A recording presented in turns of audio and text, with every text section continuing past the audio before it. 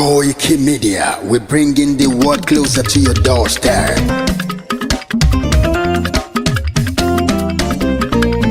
Koiki Media,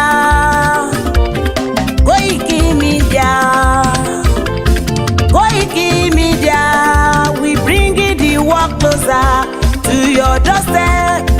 Koiki Media, Koiki Media, Koiki Media, we bringing the world closer to your doorstep. Àwa sálára àgbà yìí dá, àwa ló láṣà àti èdè. Gbígbédè lárugẹ nílẹ̀ Oòduà o, àwa gangan ni bàbá. Koiki Media, Koiki Media, Koiki Media, we bringing the world closer to your doorstep. They never sabi wetin we carry for her. But they move closer before they go sabi. I said they never know wetin we carry for body. But they move closer before they go sabi. Ọ̀kín lọ lọ́jà ẹyẹ, kìnìún ló ló lajú. Ẹyẹ tó torí kodò bí àdán ọ̀pẹ̀jẹ̀ lẹ́nu. Ká ṣiṣẹ́ fún ilẹ̀ bàbá wa, ká ṣiṣẹ́ fún ìlú bàbá wa, ká jùmọ̀ sowọ́pọ̀ ká lè kó Odùduwà ga. Odùduwà kò bá lè gbé wá.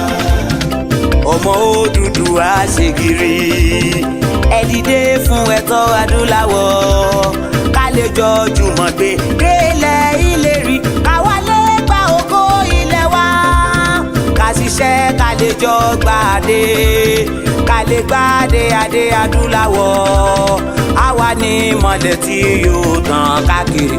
Pé ọmọ Odùduwà ni wá. Koiki Media, àwa là ń gbé tó lárugẹ. Ètò tó pọ̀jù owó tiwa mọ́ ni. Kásá ẹgbẹ́ polówó ọjà wa kájé bùgbà yín jẹ. Ètò tó pọ̀jù owó tiwa mọ́ ni. À ń gbé tó lárugẹ, à ń gbàsà lárugẹ. Ètò tó pọ̀jù owó tiwa mọ́ ni. News and sports ẹ máa rí gbọ́. Ètò tó pọ̀jù owó tiwa mọ́ ni. Ọmọ Ìjẹ̀bú alárẹ̀mí ló ní kí n máa ké tantan. Koiki Media ọlọ́lá gbajúmọ̀ mi o, máa bá ṣẹ̀rẹ̀ lọ o. Ọmọ Yorùbá nìyẹn, ọmọ Yorùbá tata o. À ń gbádùn rẹ, ọmọ Ìjẹ̀bú alárẹ̀mí, ṣẹ́yìn ló máa fi dìbò tẹ̀ mọ́lẹ̀ o. Ẹ̀yin lọ́mọ onígbò máa ń dé máa dé, ẹ̀yin lọ́mọ onígbò máa wọ̀ o.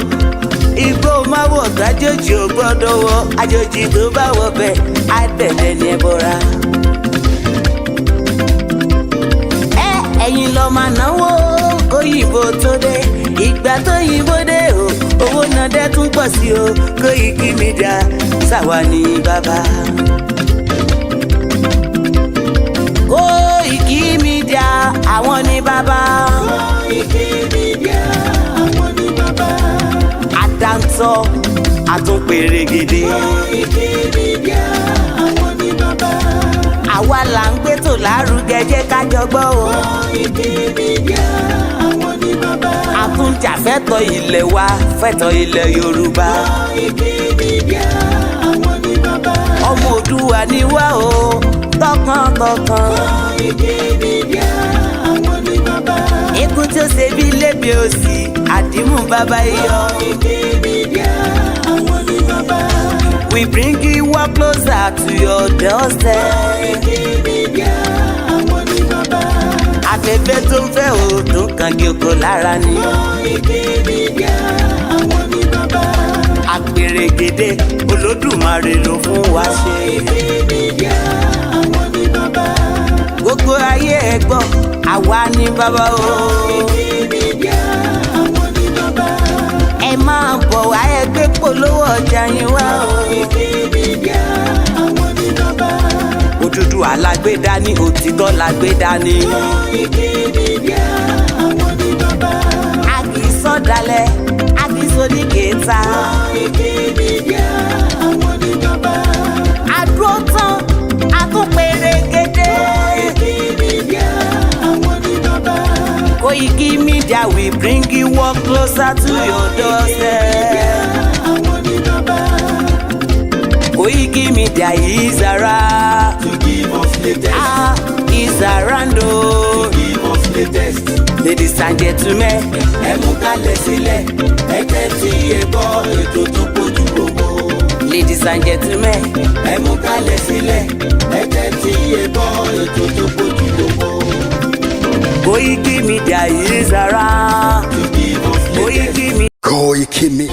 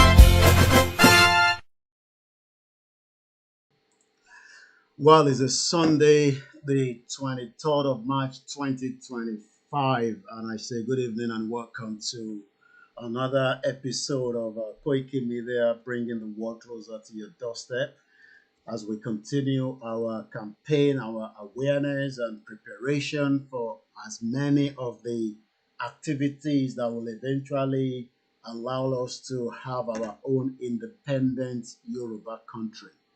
I welcome you to the broadcast. It's just coming up to 17:50. That means just 10 minutes before 6 p.m. But we do use 24 hours clock in the United Kingdom. I'm currently transmitting from my London base. There will be quite a lot of noise at the background, as much as I've been telling my children to allow me to have my own little time to do my broadcast. But I will not restrict them much if they are making their little noise and so much. But they will be able to control it. But just in case you are one of those that hate children and you born bastard, maybe you are one of those that think that because I am broadcasting, I must now make sure that my environment is so quiet and peaceful and then shut up my children's mouth. It's not going to happen. As long as I continue to stream within the comfort of my house, my family has been in this situation for 4 years. We have managed it, and it's entirely up to you to sit in the broadcast and enjoy my program with my children's sound at the background, or you fuck off. This platform is not a joking platform. It's a serious platform, and it's a platform that will be used as part of many platforms to prepare and educate many of the gullible Nigerians that think that they have a Commonwealth. That is the direction I'm taking us tonight. What is the meaning of Commonwealth? What impact does it have for us? But before we go into that, I've got some latest update coming from the Deputy Chairman of the YSDF. Let me first appreciate our leader, Professor ADEBANJI Akintoye, for the great job he's doing to make sure that the Yoruba people will leave Nigeria. Whether the current administration likes it is not my problem. That is their problem. Whether they want to continue to tell us lies to remain in this fake Commonwealth country that British, one of the globalists, created. The Yoruba people will pull out either by peace or by force. Britain has created it.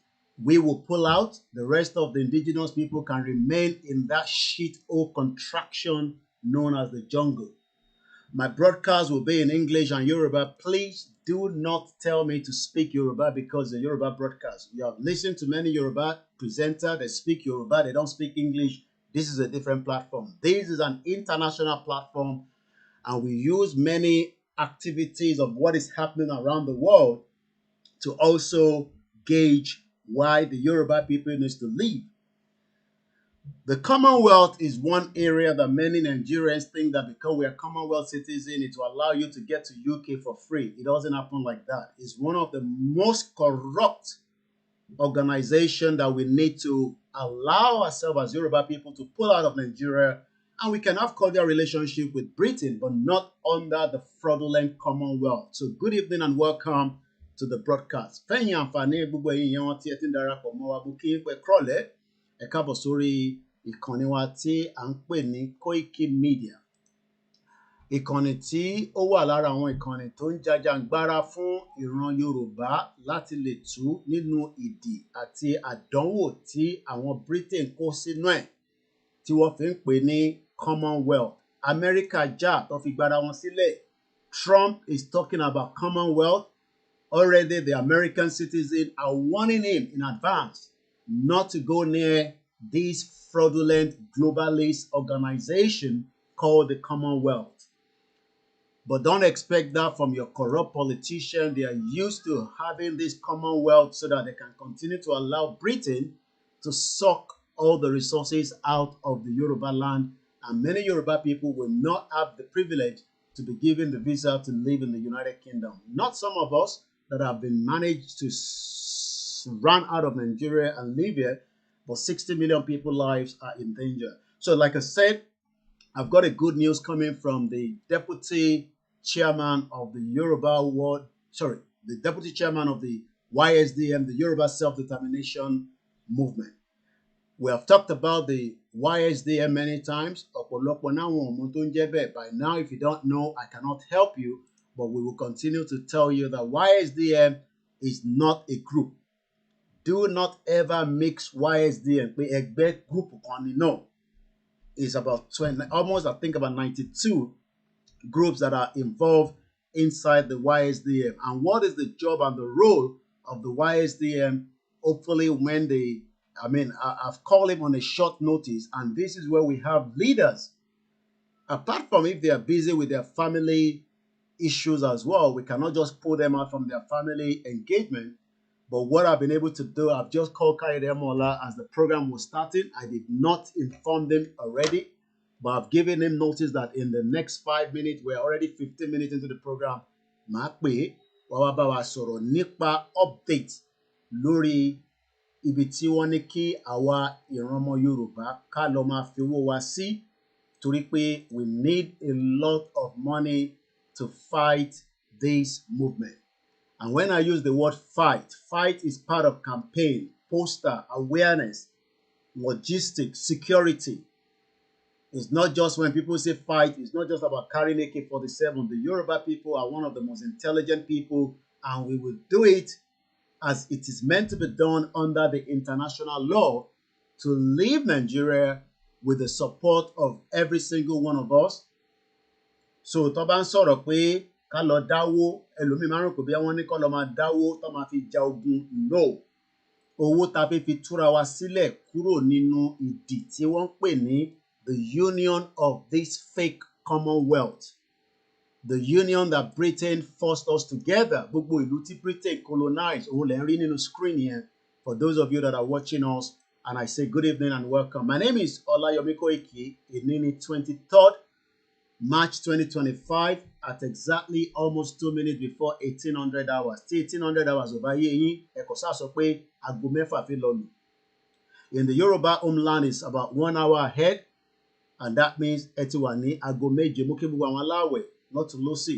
Mo tún fàǹfààní mo fi kí sister mi, one of my fashion designer, a beautiful one, as she's celebrating her birthday today. Is a special greetings coming from the Koiki Media team. And we say happy birthday to you, and we wish her long life and prosperity. From the Koiki Media live transmission, we are wishing our fashion designer, a sister, a big one, a lovely one, as you celebrate her birthday today, the 23rd of March 2025. I'm wishing her and all those that are celebrating in the month of March and today, as she celebrates a big number, I say happy birthday to her. So Emma Bami Kiwon Lori comment section, even if you don't know who I'm talking about, but please, you think about so quick so Muki sister me that.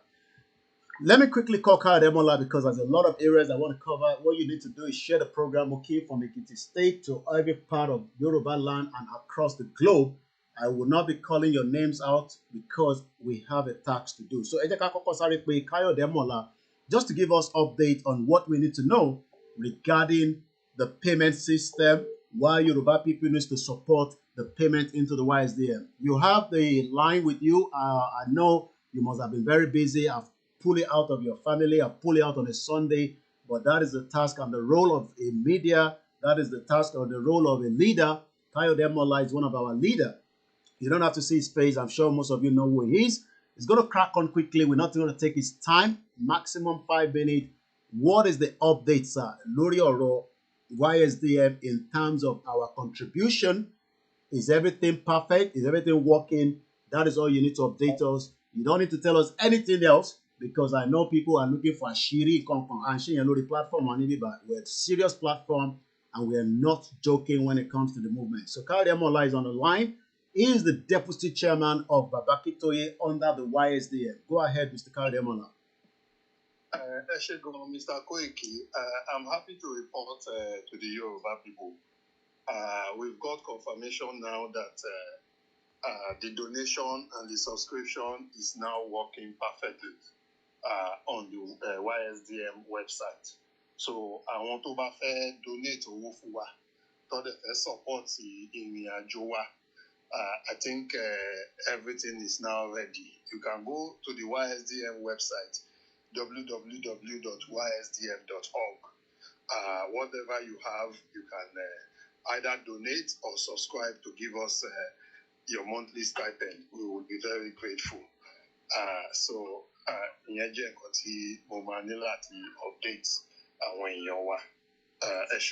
Thank you very much. And that is Mr. Kyle Demola. We let him go so that we can crack on with the rest of the program. So in T1 Sonic Way, www.ysdm.org. That is the only official, and I mean the only official for us to contribute, for us to put our own money, for us to say and support the Ijangbara. That is the only revenue that money will be collected so that in case the Banwa be TFE Dawosi. If you're not too sure, go straight to www.ysdm.org. Very straightforward, nothing very fishy there. It is one of the most important places for us to visit so that we can contribute our own as well. So, I gotta close the camera because I gotta quickly do something on my email because as usual, we have a lot of security on one of my many accounts and Twitter just want me to verify something and they're sending the code. So that's the reason why I'm closing the camera so that you don't see what is happening behind the curtain. So, as Mr. Kyle Demola just updated us, Tebalo story YSDM right now, you will be able to make your contribution, whatever amount, tabani £10, $10. If you have more than that, you can contribute straight into those places and you will be able to help this movement. Very, very important that our people contribute as we have been told to do so. That is the only way you can help the movement. That is the only way you can help me. That is the only way you can help yourself so that we can succeed and we can become successful. The movement needs a lot of support and donation, and we pray and hope that many of us will contribute towards this particular goal.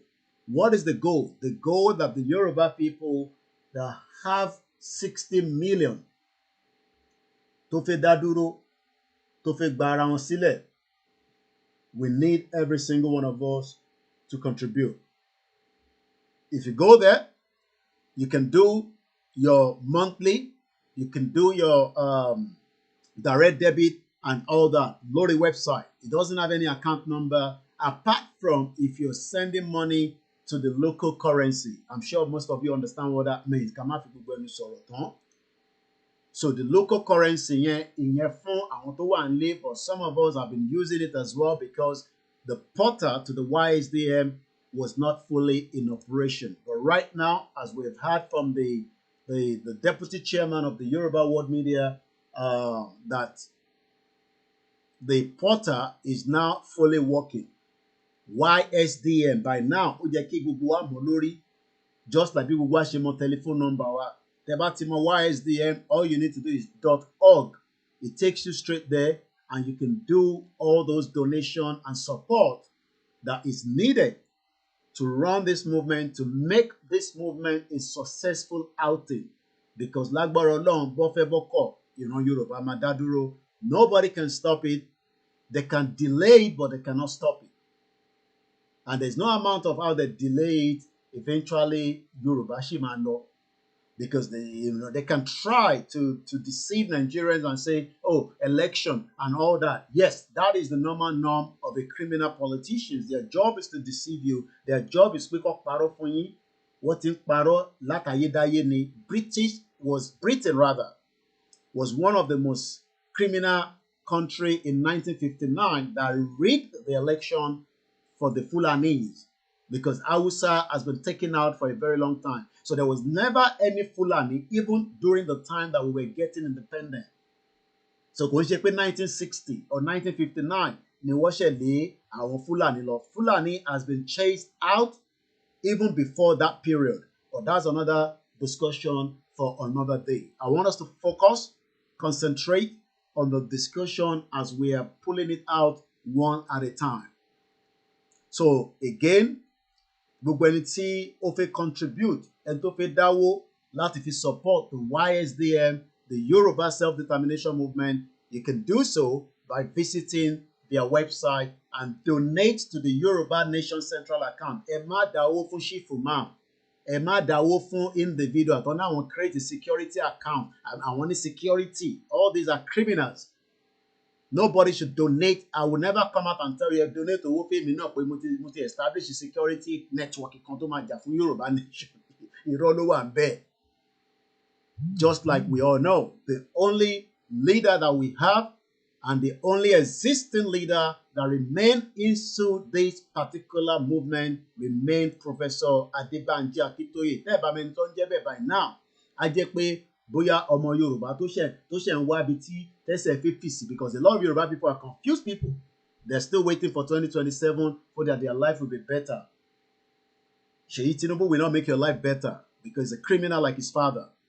I can say that continuously. But when you have a Yoruba country, you can hold your leader accountable. But right now, the major leader, Tani, when it comes to Yoruba Nation, is Professor Adebanji Akintoye. Nobody else. After Professor Akintoye, we now have many others that are underneath, that are working tirelessly so that we can have a successful Yoruba country. Nínú ẹ̀ láti máa mú deputy wọn. The deputy just spoke to us right now some few minutes ago. Nínú ẹ̀ láti máa yọ àwọn kọ̀ọ̀kan. La máa yọ àwọn obìnrin tó wà nínú wọn. Professor Akintoye ní cabinet. The cabinet continue to work round the clock so that the Yoruba people can be free. And that's exactly what he's doing.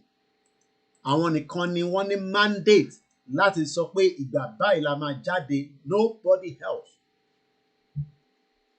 I've got it for you inside here. You're welcome. So, and that is the reason why if you ẹni tó gbà fún Bàbá Akintoye, ẹni tí ó ti ṣìnà nìyẹn.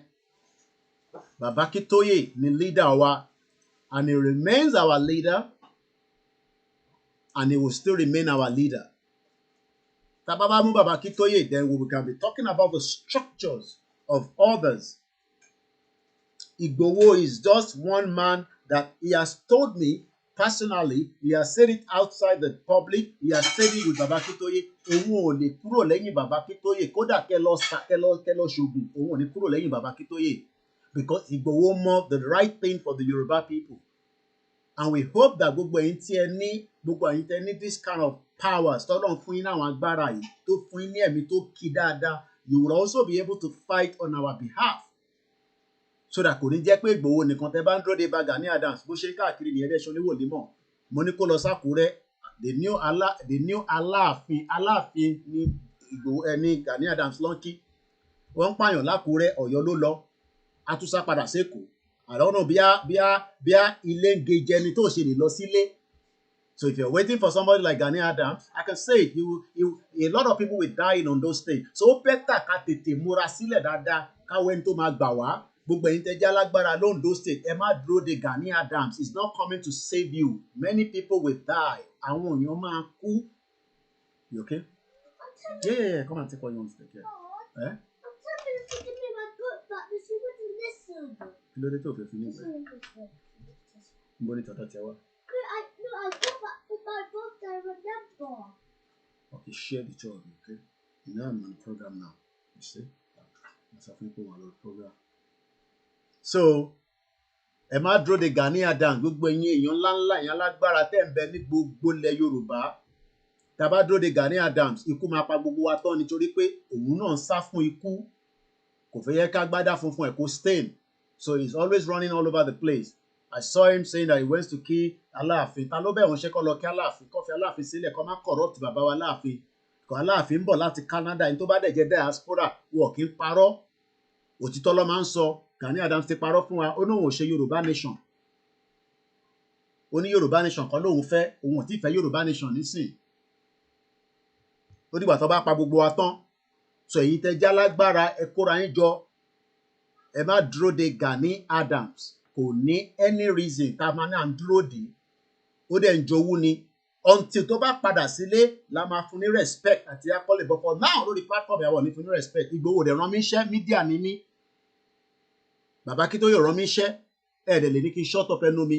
Because òun ló pe rẹ̀ ní, òun ló náà fẹ́ jẹ Ààrẹ Ọ̀nà Kakanfò. Bí ó fowó jẹ ni, bí the late àtẹ̀nà ọba kú ọba wájà ni, bí ọba tàná ló kọ̀wé kó da ìjà tó jà, because wọ́n ló jà dáadáa náà nígbà MKO Abiola. But nísìn kò fẹ́ jà mọ́, kó máa jẹ pátí káàkiri, kó máa ya picture, kó máa upload ẹ̀ sórí social media, kó máa lọ Cairo, kó máa lọ Egypt. Wọ́n ń pa àwọn èèyàn lákùúrẹ́ nílùú Èkó, ó lọ sọ́yọ̀, ta ló bẹ́ ṣẹ́? So mo kẹ́yìn èèyàn wa. So good evening once again and welcome. Just share the program and that's the most important thing. Àìtí ìbéèrè owó nísìn, bó a ṣe máa béèrè owó ká tó lọ. Mo fi tọ̀wọ̀tọ̀wọ̀, mo fi kíyà mi dáadáa pé ẹ káàbọ̀ sórí ìkànnì wa. So Baba Akintoye, like I said, moving forward, is the leader. So just before we step out of the YSDM, ká tó tún parí ètò, màá tún rán yín létí. Let us push where our mouth can be able to say yes. Owó tá ń dá síbẹ̀, it is for a purpose. Tá bá ti declare Yorùbá country wa, which we have the right. Baba Akintoye ní right láti declare.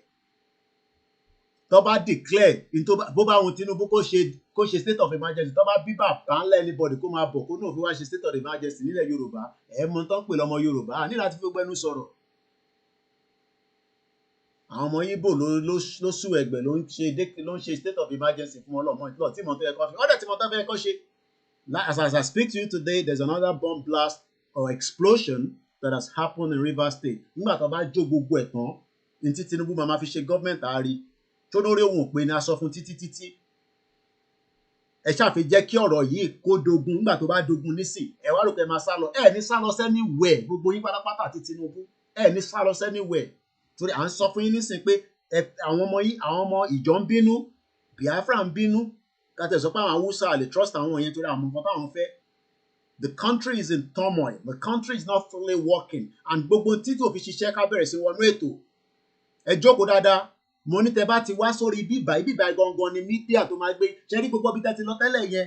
Àwọn yẹn ń ṣiṣẹ́ takuntakun. Bẹ̀tẹ́ bá ti dé bíbá international ni. A máa mú international news tó ń lọ lágbàáyé tẹ́ pé ìkọ́ fẹ́ mọ̀ pé kí ló ń ṣẹlẹ̀ lágbàáyé torí etí wa àgbọ̀n kankan. Mo kí gbogbo èèyàn wa ẹ settle down. Ẹ kúkú ti break ẹ̀yàn aláwẹ̀. Mo kí gbogbo àwọn babaláwo. ẹ túbọ̀ bá máa dífá ní gbogbo ìgbà lóòrèkóòrè in tó bá ń jáde pé a fẹ́ jáde a máa jáde pé èèyàn kan máa ní àní jáde yẹn irọ́ a máa jáde bí ìyàwó ajé olókùn ṣe sọ we will come out but that is only when Baba Akintoye will make that available to us. Your job, my job is to just go and prepare for when it is going to happen. But it is going to happen and it is not going to be something that it is not going to happen. Bó ṣàdúrà pé kò ní ṣẹlẹ̀ irọ́ ló pọ̀ máa ṣẹlẹ̀. So once again, retweet, share the program. We are streaming on full 3 YouTube channels. So ẹni tó bá náà wọ́n rí wa, ẹ lè rí wa láíláí náà nìyẹn. Àwọn èèyàn ìyá dẹ̀ máa rí wa. Because I don't know why we can be streaming on 3 YouTube channels. The Koiki Media channel is currently on suspension. Like I said, we hope it's going to be back by sometime next week. But right now, kò sí any reason tí yàn kan máa sọ pé Koiki àmọ́bí tó wà àrí program ẹ̀. That is not my problem. Problem tẹ̀yìn nìyẹn because we are doing everything. Mo sọ fún yín pé there was a lockdown. Mo kí ẹ Aziz. There was a lockdown. Intro is now fully working. After tí wọ́n ti review problem tó ṣẹlẹ̀. So bó ṣe máa rí náà nìyẹn nírìn àjò Yorùbá nation. Nígbà tí lockdown bá ṣẹlẹ̀, tẹ́ gbogbo ẹ̀ wà lockdown bíi ti Heathrow airport tó lockdown complete lockdown nǹkan tó bá rìn lókè. Ẹ̀yà yìí náà rí pé nǹkan kan rìn lókè. So when we'll eventually have our own lockdown, then from the lockdown, then other things will open as Heathrow is fully back in operation. So what tó ń sọ pé kò lè ṣẹlẹ̀, àdúrà pé kó ṣáà má bẹ́ẹ̀ lé, tó bá bẹ́ẹ̀ lé ó máa lockdown mọ́ ẹ mọ́ bẹ́ẹ̀ ni. Kò dẹ̀ sí nǹkan kan tó máa ṣe sí, wàá kàn forí gbágbágbá náà ni. Ó máa gbá kámú ni. Ìwọ náà máa part of it ni. So pé kò ní lockdown yẹn rọ́lẹ̀ pa. So please share all the, my backup channel. Very, very important. Tá bá ń bẹ̀ yín pé kẹ́ lọ subscribe by now tó bá yẹ pé lóòótọ́ láwọn èèyàn nífẹ̀ẹ́ wa ni. How do we have over 50,000 followers? Kò sẹ́ni tó máa náwó tí ìgbọ́pá ti ní backup. Ṣé ó dìgbà tí intro gan ní backup? Kò tó bá ní backup ni wọ́n ní shut down for many hours. Àwa ní backup. But because the people are not going to register and subscribe at the backup, ó dìgbà tí àbá wa rí Koiki ní àwọn ti sọ pé Koiki náà máa dalẹ̀ ni. Èmi dẹ̀ ti sọ látorí èmi àtàwọn tó ń bá mi ṣiṣẹ́ mo ti sọ fún wọn.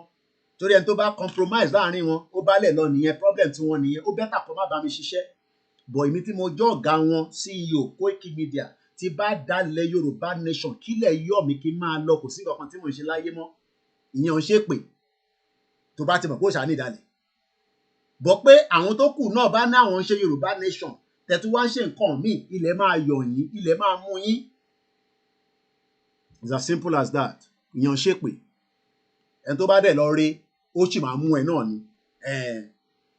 Because ọ̀rọ̀ tó wà ńlẹ̀ ọ̀rọ̀ tó gbọgbọ́n tí ẹ fẹ́ máa táwọn fọgbọ́n ṣe but káwọn kan wá náà fẹ́ dalẹ̀ nígbà fún yín kò possible.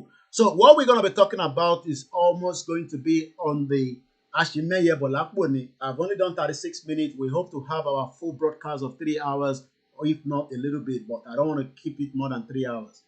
Anytime internet in Nigeria, I'm sorry, maybe you have to download the video, but suffering there's what we call the mixed LR. Ẹ lọ síbẹ̀, ẹ máa gbọ́ nǹkan tá à ń sọ, a lè máa sọ the same thing fáwọn èèyàn wa kẹ́ máa gbọ́. I can't help you. Mr. Koiki wọ̀ gbọ́ program yìí, ẹ wá ṣe 30 minutes. Èmi ẹ lè bá mi sọ yẹn o. Mo sorry. I can't. Mo lè ṣe 30 minutes program. Èmi ò mọ bó ṣe ń ṣe yẹn 3 hours me because I have a lot of areas to cover.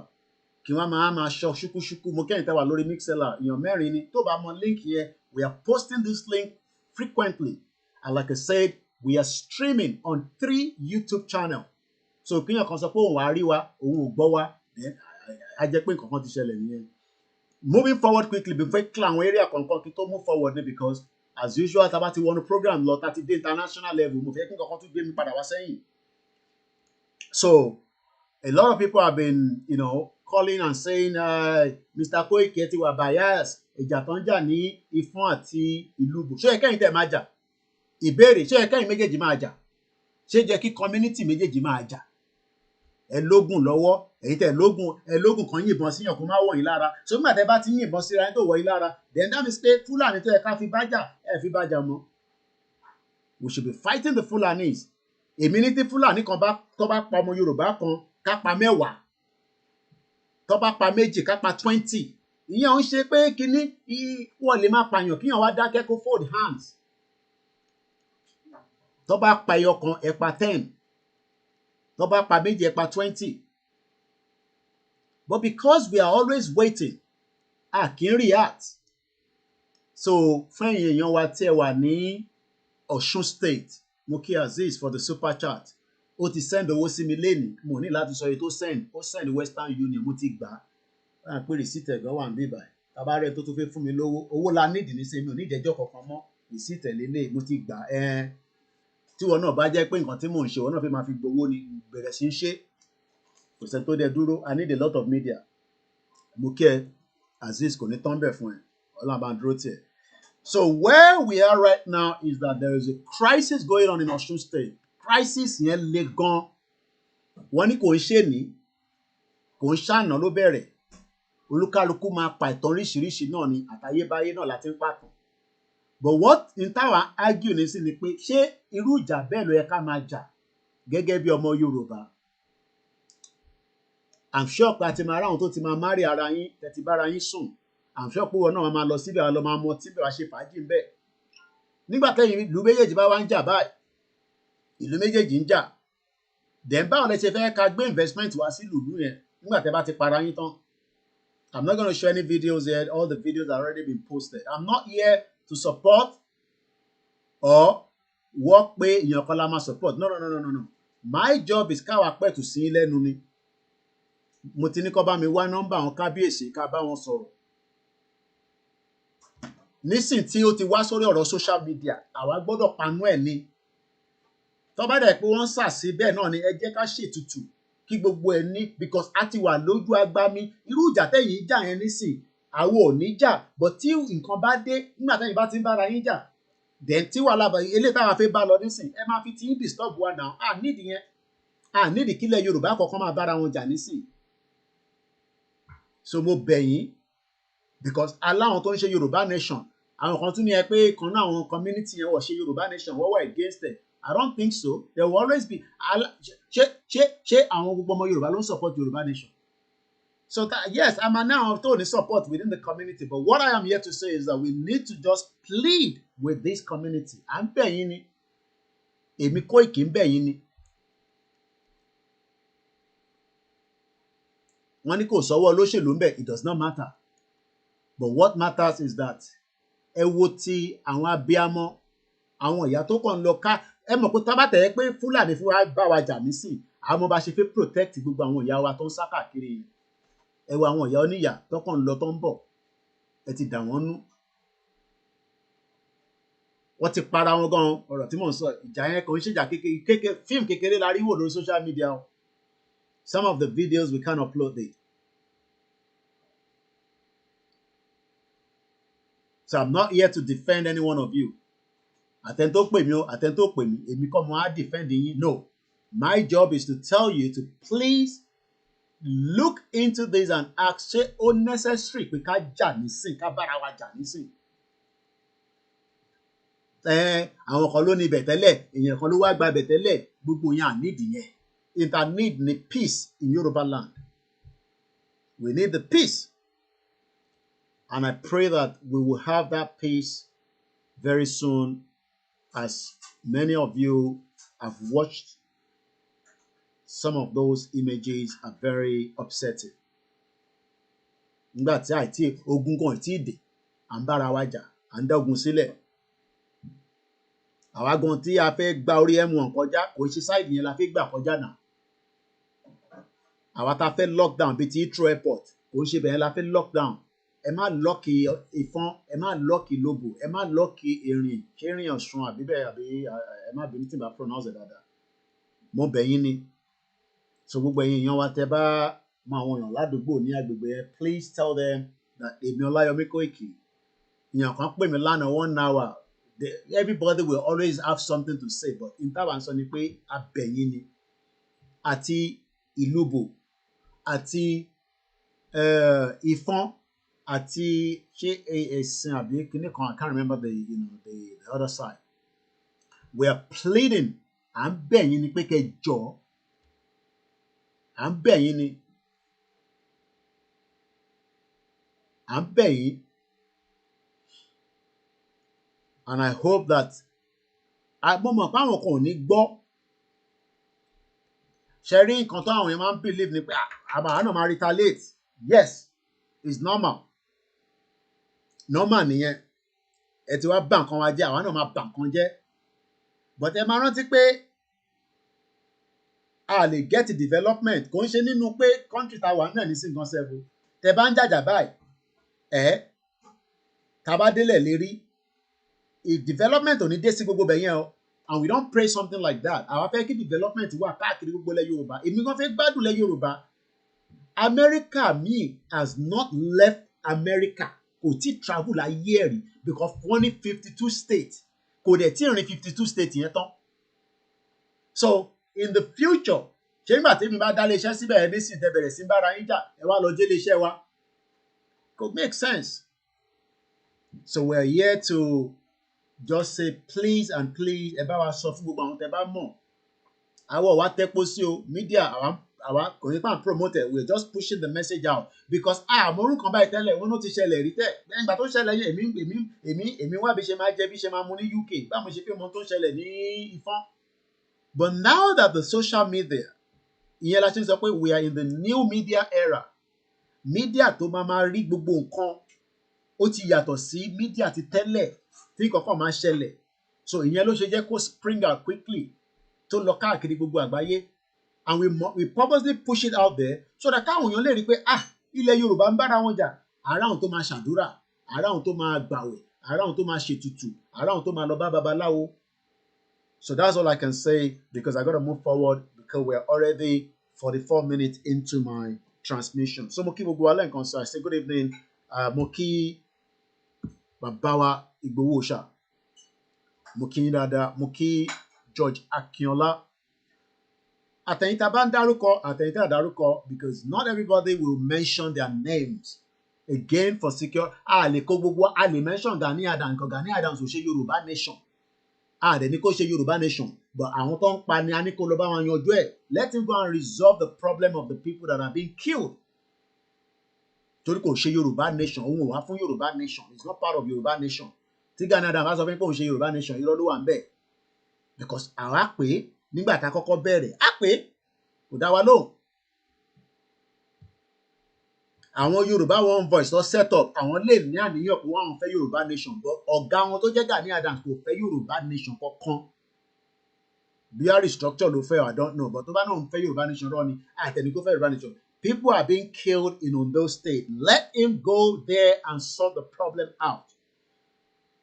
So bó ṣe jẹ́ nìyẹn. So let's come back. Òyìnbó máa pọ̀ nísìn and I might not have the time to be doing a lot of translation. Gbogbo àná la gbọ́ ṣúkúṣúkú díẹ̀díẹ̀. Mr. Koiki àgbọ́yìnbó irọ́ ni. Gbogbo àná la gbọ́ díẹ̀díẹ̀. Broken gbogbo ẹ̀ náà la máa sọ. But ibi tí mo fẹ́ gbé yín lọ lálẹ́ yìí, ibi tó wà very very important tó ẹ farabalẹ̀ kẹ́ gbọ́. Ìwọ tó ń tako Yorùbá nation. You that you are against the breakup of Nigeria. I want you to put your mind now back into the broadcast.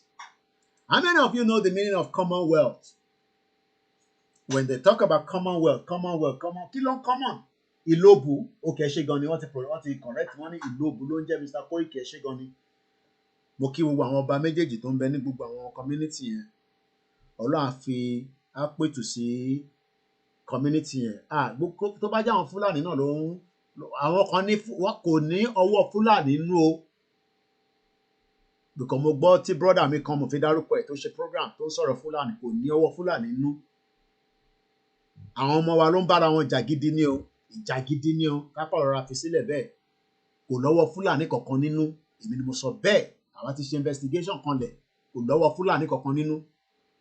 But ìtakọ̀sọ ni pé kọ́lọ̀ kó pẹ̀tù sí àwọn ọmọ wa lẹ́yìn ara àti Ìlóbù àti Ìfọ̀n. Àfẹ́ wàhálà o. Ẹ jọ̀ọ́ àtúnfẹ́ jí láàárọ̀ ọ̀la ká tó máa rí ẹgbà wá o.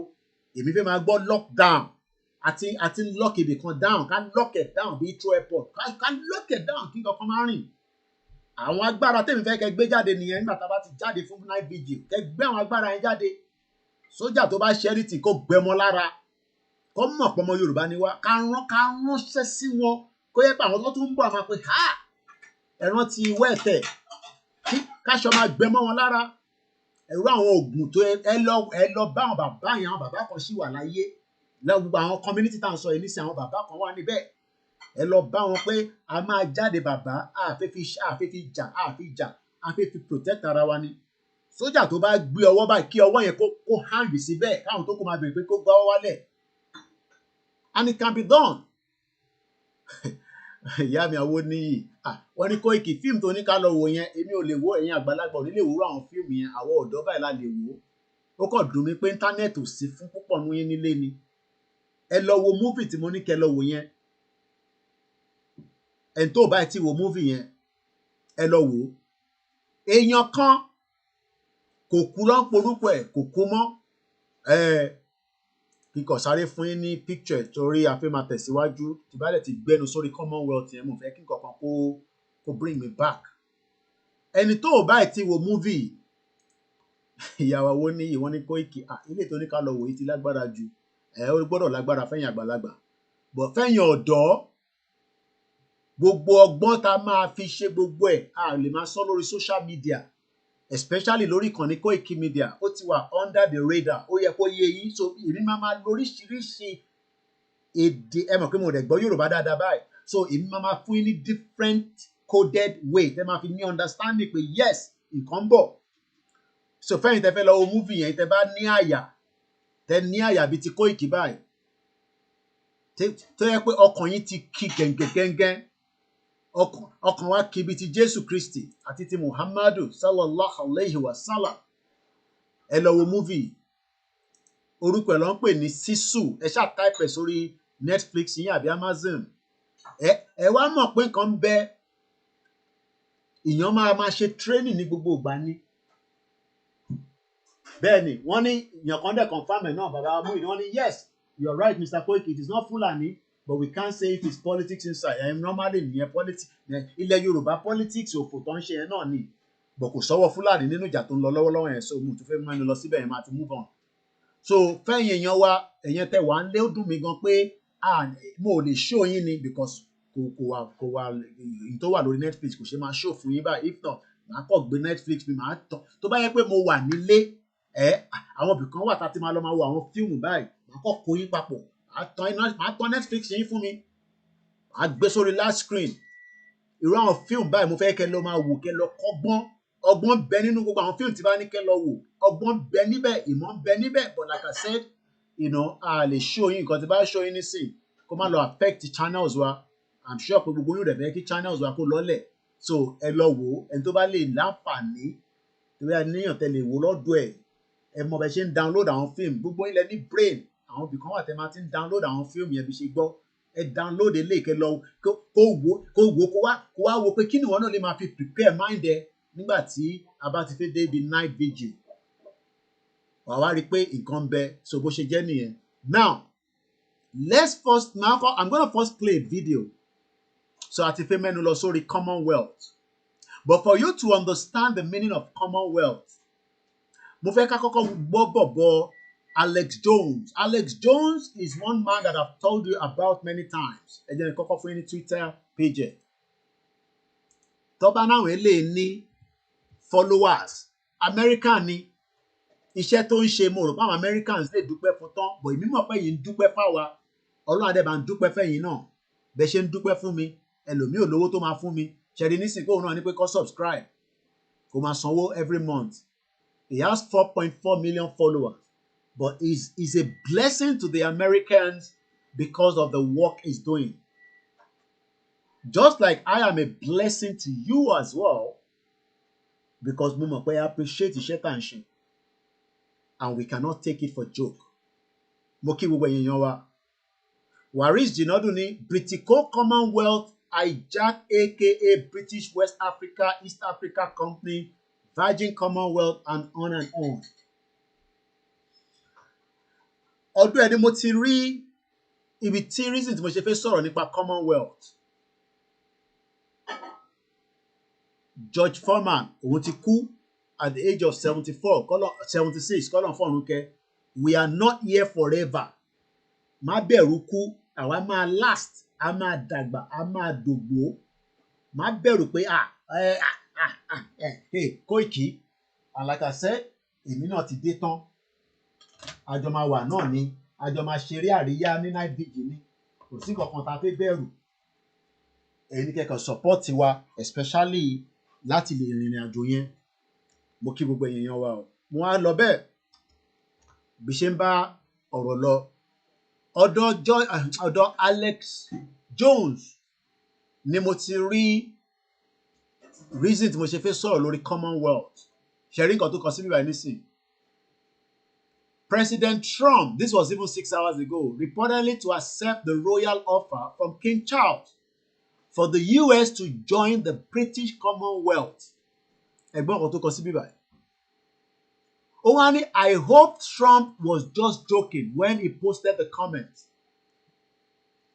Now it's going to create a lot of conversation and discussion among the Americans. So òun iṣẹ́ tiẹ̀ nísìnyí, his job now is to now educate the Americans on the reason why Trump should never join the Commonwealth. Even the Yoruba people that are part of Nigeria that are inside this fake Commonwealth needs to pull out of Nigeria so that we can then eventually have our own independent Yoruba country. We will still have cordial relationship with Britain, but not under any shit-o Commonwealth, because shit-o the Commonwealth. And I'll be explaining everything you need to know about Commonwealth tonight to you. Once again, as we continue to campaign for our Yoruba to leave Nigeria, we would also remind many Nigerians that there's nothing you can do. Let us divide the country and let everybody go to have their own independent country away from the fake union of what is called Commonwealth, because there's nothing common about it. It's fake. And I'm telling you this wholeheartedly. There is nothing Commonwealth. It is fake. So Alex Jones, like I said, is a man that I saw that eventually gave me the reason why we are discussing about Commonwealth tonight. As you can see right there, posted 6 hours ago, with Trump with Shereni. So he will continue now to educate the Americans on the reason why America should never be part of this shit-o Commonwealth as it is known. We will get there. So 15 hours ago, I picked up this video on his timeline. 15 hours ago, 1.4 million people ti wo video tefe wo yi tẹ́yìn náà fẹ́ jàǹfààní ẹ̀ lálẹ́. Waris did not say first American colonies were British Commonwealth until Massachusetts, Pennsylvania, and Kentucky. Ẹ̀tàn ló wà nínú Commonwealth. There's nothing Commonwealth about it.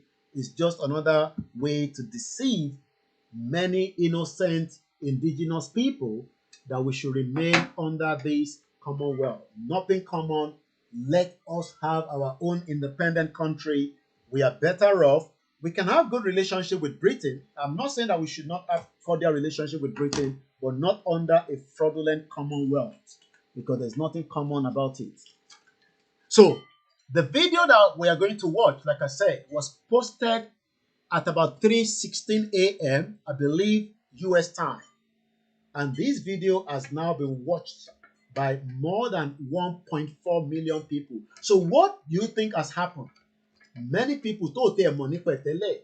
They've learned about it now. They know about it now. And now they can also start saying, no, Trump. No. Which is the reason why I am also going to continue to explain to our Yoruba people and many Nigerians why being part of Commonwealth means nothing more than a fraud. And I'll be explaining all that. Okay, well, staff me. We continue to need your support. Most of my staff, they're coming out as I am coming out as well, we need funding to run this organization. It's very, very important. I pray that many of you will have enough to support it as well. So, once again, my name is Olayomi Koiki on the Koiki Media Network from London. The 23rd of March is a Sunday. Awema Tony, I think sometime next week, Mukeyi Christian Tengbawe. And sọ̀rọ̀ nípa while the Yoruba people needs now to leave Nigeria because of being part of this fake Commonwealth. So, I'm sorry nípa Alex Jones. Alex Jones says 15 hours ago, if the United States joining the UK Commonwealth is not a big deal, then why did it not happen before? Question mark. Ó wá sọ nǹkan kan tí mo fẹ́ ká take note of. I have talked about this many times, but it seems that many of us don't understand what the globalist is all about. Who are the globalists? UK is one of the globalists. The United Kingdom is run by globalists who hate the very existence of America. The answer is in his book.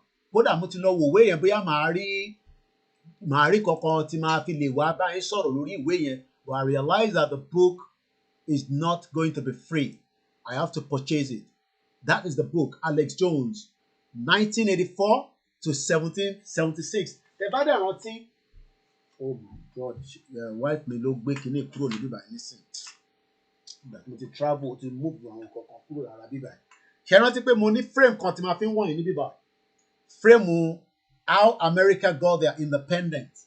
So what this guy must have explained in the book, according to the book, is that Alex Jones sought out through the conglomerate of government deception, exploring propaganda, the evolution of the police state, the New World Order, and the true meaning of 9/11 in his explosive first book.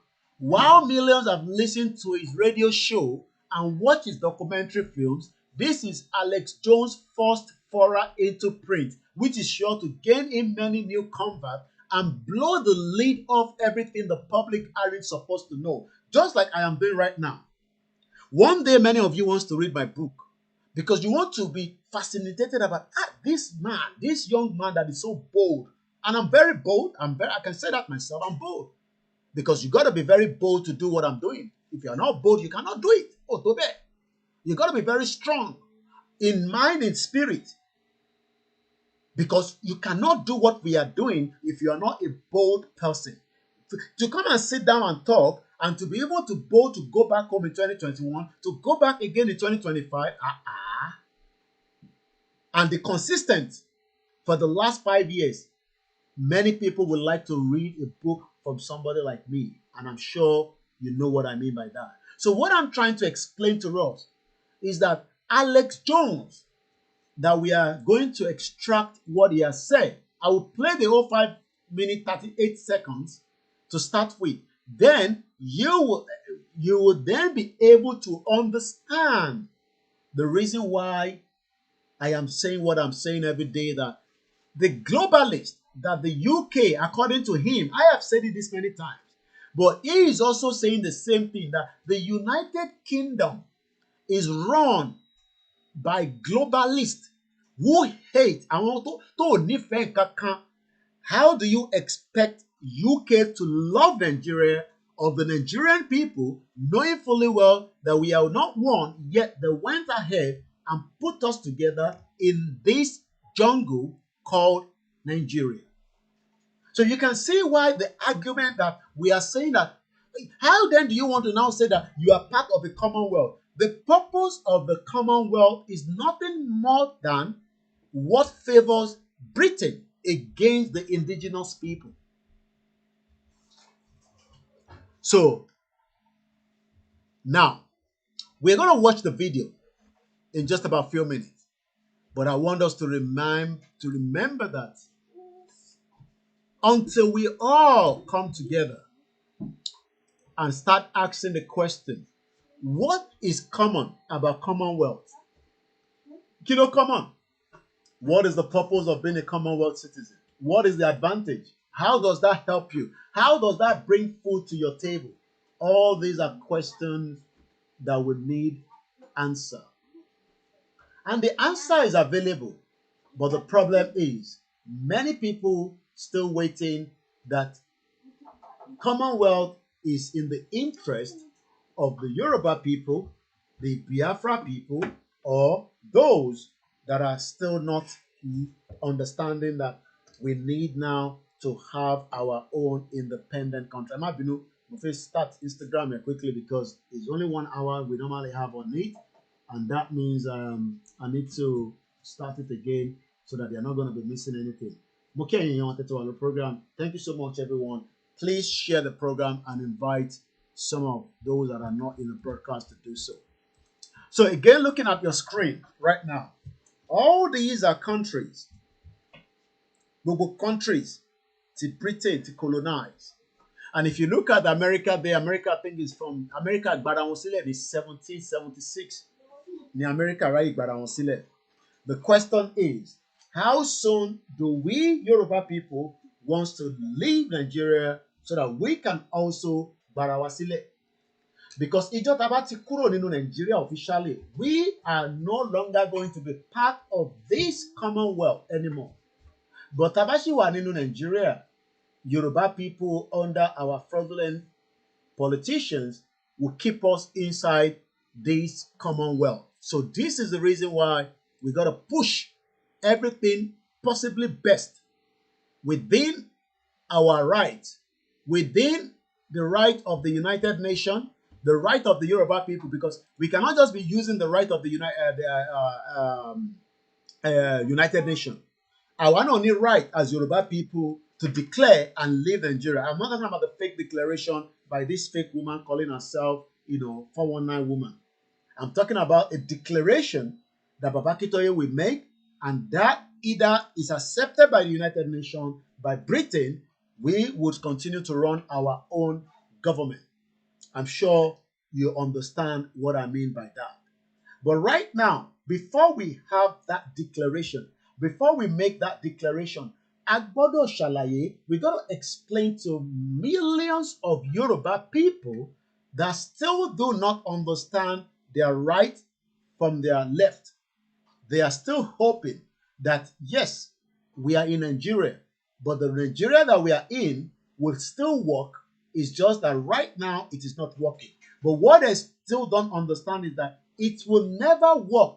It will get worse and nothing will change. And Tinubu will not be forever. So that means that we cannot gauge it that until Tinubu back party government, kato react, kato shinte ekashi, we will do whatever we want to do. Tó bá wọn Tinubu kó pa gbogbo ọmọ Yorùbá, ìtàn náà nígbàgbé òun is as simple as that. We cannot allow Tinubu because he's a Yoruba man. Dawani, I'm a fold answer. No. So now, let's watch the video together as I've prepared it for you. Àwa padà lọ sí, what does Commonwealth means to you? I'm going to mute my mic. Like I said, there's still going to be some few background. Mo kí gbogbo àwọn Koiki Media team, mo kí gbogbo yín tẹ́tí wọlé, ẹ bá mi gbọ́ wọlé share button. Like I said, this is your international platform, and that's why it's called Koiki Media, bringing the world closer to your doorstep. And when we bring other news, mo máa ń rẹ̀ nǹkan kan tẹ́ máa ní yẹn kí lè ṣe pẹ̀lú Yorùbá Nation, kí ni problem ẹ pẹ̀lú yẹn? Ṣé ọ̀rọ̀ Yorùbá Nation nìkan ni mo máa sọ? So when there are news happening, but bí lockdown ṣe wà ní nísìnyí wọ̀ láìkẹ̀, èmi like bí lockdown ṣe wà, bí protest ń lọ ní Turkey, bí protest ń lọ ní Serbia. These are things that makes me happy because ìyẹn ni part of the reason why we say we are different. So kò ń ṣe pé ká kàn máa sọ local news, ká máa sọ news nìkan. No. Èmi ò ń ṣe local media, okay? International media ni wá. So ẹ jẹ́ ká lọ gbọ́ Alex Jones. Trump came out yesterday in response to Keir Starmer announcing the news that the secret message that King Charles is going to bring next week to President Trump at the White House is an invite to be a member of the British Commonwealth, an associate member. And I posted a video saying this is just outrageous. Now, it doesn't mean Trump has done it, but the fact that Trump said he would be open to it is outrageous, ladies and gentlemen. Being an associate member isn't just ceremonial. I have covered these commonwealths, and the fact is that means you are affiliated with the British Empire and that the sovereign head of that is the King of England. On top of that, the UK is the center of really the globalist system and has been running attacks on America, on Trump, trying to keep the Ukraine war going. They're directing the whole thing. So it's disgusting. And then King Charles wants carbon taxes, world government. He's a huge WF globalist. So America is 1776. America was founded getting independence from King George III. And I can understand that Trump wants an alliance against China. We already have that supposedly with the UK because they have interest in their Commonwealth in New Zealand and in Australia and to some extent Taiwan. So Trump understands China's the main threat. My point is that I'm all for Canada being the 51st unofficial state economically. We have a $200 billion a year trade deficit. They depend on us. Free trade with them would be much better. They have 300% tariffs on a lot of our products like dairy, poultry, milk, eggs. I mean, it is just absolutely out of control. So major alliances are shifting. The EU is collapsing. They're now allied with China. The globalists were double-crossed by China 15 years ago. This is a long process of the globalist system falling. And the British Empire remnants on record in mainline PhD level political science textbooks will tell you that after World War II, we really officially merged a lot of our operations with the UK. And the UK is a tyranny. They're destroying their own sovereignty. My God, it's run by pedophiles. As much as I wanted to listen to it, the way he's saying it, because the backbone on Sunday, I would let it roll again, but our analysis here. Omo Yoruba, if we fail to fight now, we will be doomed forever. If we fail to fight now, and when I mean fight now, we will fight with everything. Our condition, a fẹ́ lọ sílé. Àwọn kan wà nílé wọ́n ti ready. Ẹ̀yin kan máa náwó, ẹ̀yin kan máa jáde tó bá ti pe rally abroad. Kò ṣe pé máa fold hands yín. Everybody will fight. Kò ṣe pé ìjà gídígbò la fẹ́ jà. No, ìjà pé a fẹ́ fi this British Commonwealth nonsense a fẹ́ fi sílẹ̀ by fire by force. Nínú ọdún yìí dẹ̀ ló gbọ́dọ̀ ṣẹlẹ̀. Ẹ jẹ́ kí n mute ara mi, kí n jẹ́ kẹ́ gbọ́ dáadáa, kí n wá padà wá ṣe analysis lé lórí. Ẹ má bínú pé mo interrupted. Keir Starmer is the top pedophile protector when he ran the CPS 15 years. Look it up. Everybody knows about this now. So it is normal to be outraged by this and to be concerned. You know, I get a little creeped out when we hear about this new trade deal with Mexico and Canada, because that could be rolled into what we thought of as the North American Union. Even if it's, quote, run by the United States, still, we merged with Mexico and Canada. That's like merging with 4 or 5 Californias, all the leftists. So I understand Trump wants America to expand. Greenland makes sense. Panama Canal we built, it's ours. He's making all the right moves on 95% of things. But I'm not going to sit here on things like, oh, honorary member, oh, it's no big deal. Canadians think it's honorary. It's not. They just dissolved Parliament under the orders of the King a month ago, 2 months ago, so that Trudeau could stay in a while. Research the contracts, research the governor generals, research all of this. That's why it's the exact same policies in all the Commonwealth countries, from the Virgin Islands to Australia to Canada to New Zealand. There's 56, 57 of them, 58 if we join, and it's a bunch of bull. I've interviewed all the top experts. I'm an expert on this. For 800 years, I've trained Jedi. My own counsel I'll keep. For some of the people down there saying, calm down, settle down. You got some people that jump on Trump about everything and make up stuff and nitpick. They're on one end. You got the left way out there, you know, they hate everything. And then you've got some people that just say, whatever Trump does, we should do it. Oh, like deport everybody from Gaza and turn into condominiums? That's wrong. I disagree with that. So I don't want any foreign countries or groups influencing us, involved in our government, just like Israel. The UK is one of the big ones. The EU, the Communist Chinese. I want sovereignty for America, and that's what Trump's all about. So I love Trump. I support Trump. But this crap's a big deal, and they're trial ballooning this stuff. And I'm pretty sure Trump's just being friendly and being nice. And I'm just being very clear that we're having a cultural 1776 worldwide right now. And people don't want to be under the old empires of the EU and the UN. And it was all created right after World War II. The UN, the OECD, all these organizations, NATO. And I like Trump basically getting us out of the World Trade Organization a month ago with reciprocal trade tariff and all that. He's doing all the right moves. So I'm sure this is going to end up being some, maneuver he's got doing this, because the UK knows they're done. The UK knows that their empire was totally tied to us, their whole globalist system. So they're trying to run over to us and have some alliance. We've already had that alliance and they've screwed us over. Not the people of the UK, but the criminals that have hijacked it. We need to liberate the UK. We need to liberate Canada culturally. We need to liberate Germany and the EU like Elon and I have been talking about. Not merge with it. Now, if they reformed everything and all the rest of it and made themselves 1776, that'd be different. They need, how about they pledge to hoist the flag of 1776 and get rid of the monarchy. How about that? How about that? How about under soft power, Trump's making all the right moves, they come under our system. Oh, it was just ceremonial. 1776 all the way, never surrender. Follow me on X at Relox Jones. We'll cover this tomorrow at 4 p.m. Central with a Sunday transmission. Infowars.com. I know a lot of us might not understand what is playing out as we are saying. We are telling Yoruba people that this is the best time in the history of Yoruba people to endorse and support the exit of the Yoruba people from this contraction that Britain put together called Commonwealth. But the argument of some of our elite, that they always think that they are smart. They are more well-read, more educated, to follow the principle of this crazy Commonwealth. You can hear Alex Jones as is a full Trump supporter, but he's saying, no, Trump, we love you, but we can't love you on everything, especially allowing us to go back inside this shithole Commonwealth. But many Nigerians now don't know that they are part of Commonwealth. Many Yoruba people that we are telling that the reason why because Mama Brown they be kò ṣe pé mo sọ̀rọ̀ sí yín, but ayé yìí ti bàjẹ́ pátápátá nítorí àwọn Commonwealth olórí burúkú yìí. Ayé yín ti bá dẹ̀ ní ayé yín àtèmi náà, because I live here and we are still enduring shit hole in this country. A kò dúpẹ́ f'Ọlọ́run.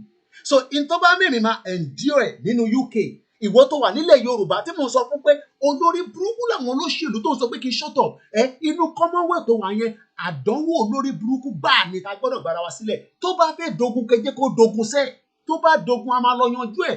Ukraine àti ọ̀rọ̀ Russia ti fẹ́ ní ìyanjú báyìí after 2 years tó ti jà. Ẹ yé máa bẹ̀rù ogun ẹ yé máa bẹ̀rù ẹ̀. Ogun kan ló ń jà nísìn tá à ń rí lójú ara wa báyìí, tá à ń bẹ̀ wọ́n pé tá à ń pẹ́ tù sí.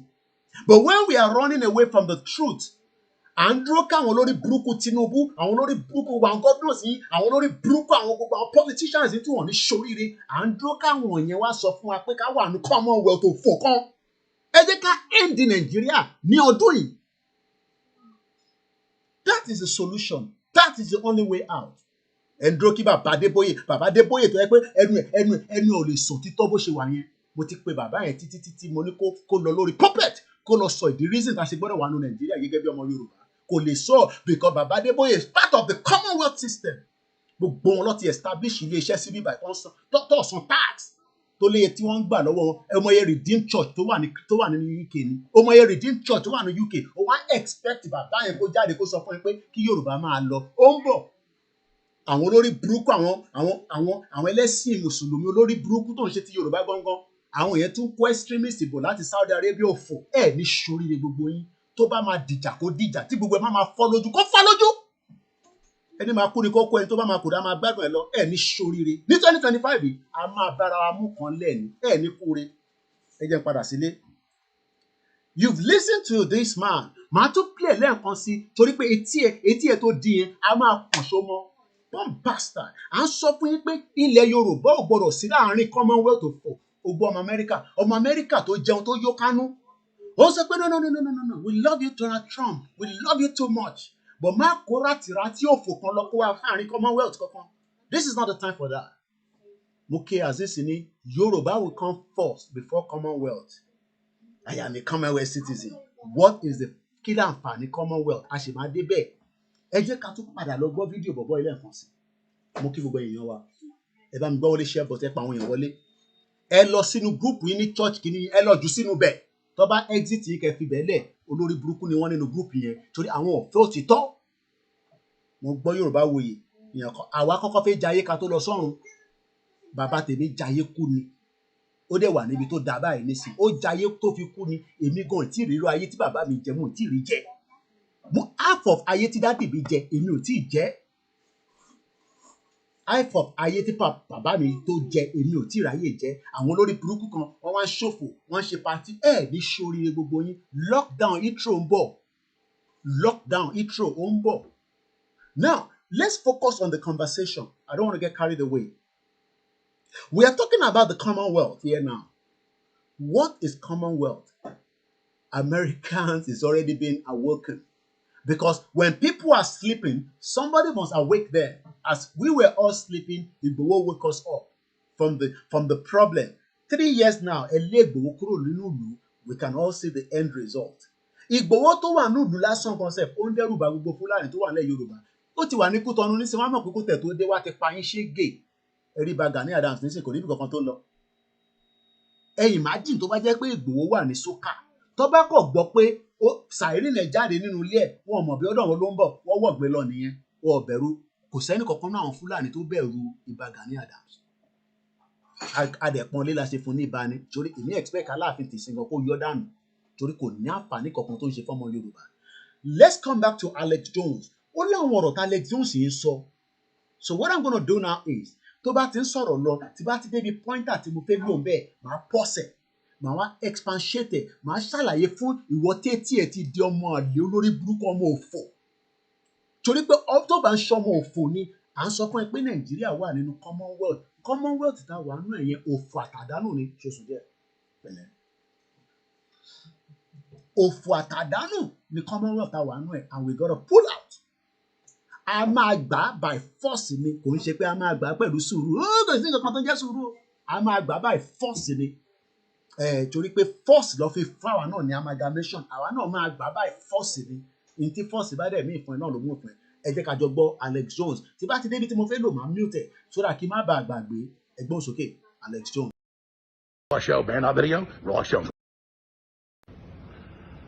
Trump came out yesterday in response to Keir Starmer announcing the news that the secret message that Ta ló ń pè ní Keir Starmer? Ẹlòmíì ò mọ̀. Keir Starmer òun ni ó jẹ́ prime minister tiwa ní bíbá.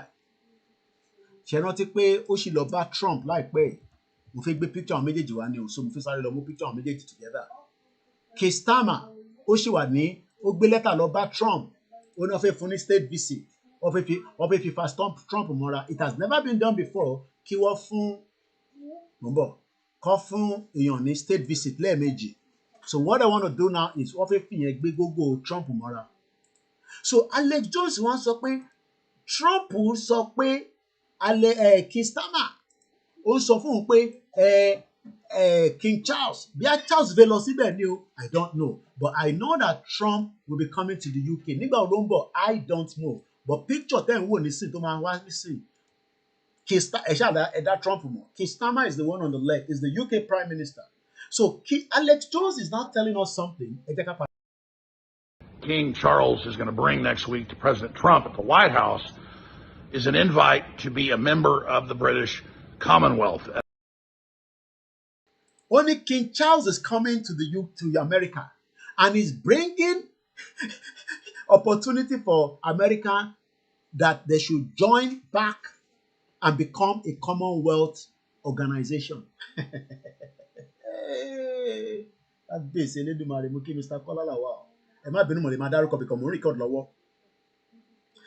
is where we need to understand that if an American is flaring like this, gain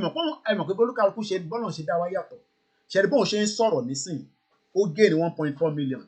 Àwọn tọ̀dọ̀ ti wá níbí báyìí tí mo ti sọ̀rọ̀ kó àtòbò ní bá mi pín rọ̀rọ̀ báyìí Fúlàní máa pa ṣégè sí lára ká tó débi tá ń lọ. Because this is the kind of program that you need to share to your church, to your mosque, and all your traditionalists, and all your school friends, that what is the benefit of Yoruba people in that shithole Commonwealth? Now, King Charles, from what we are hearing, might be traveling to the US. And when he goes there, he wants to present to Trump that they should come back and become member of the Commonwealth. Right now, àwọn mélòó ni member Commonwealth? How many are the members of this Commonwealth? Common. These are all the countries that Britain colonized. America ti gbara wọn sílẹ̀ ní 1776. Wọ́n tún fẹ́ gbé wọn ní gógó. Wọ́n fẹ́ gbé wọn ní mugun. Pé kó padà wá. And this is where this man is now saying, no, we can't come back. So what I'm going to do now is, I want to take us to the back, to my back ends, because I have some things lined up already for us. So let me quickly bring that in, because today's program is focused on the Commonwealth. So I've managed to open few things that we will learn from. So I want to bring that in quickly. My name is Olamide. If you've never come across my program, this is your first time, please share it and invite others to do so. So what we're going to do right now, while we still have Alex Jones there, I want to remove him and bring this in.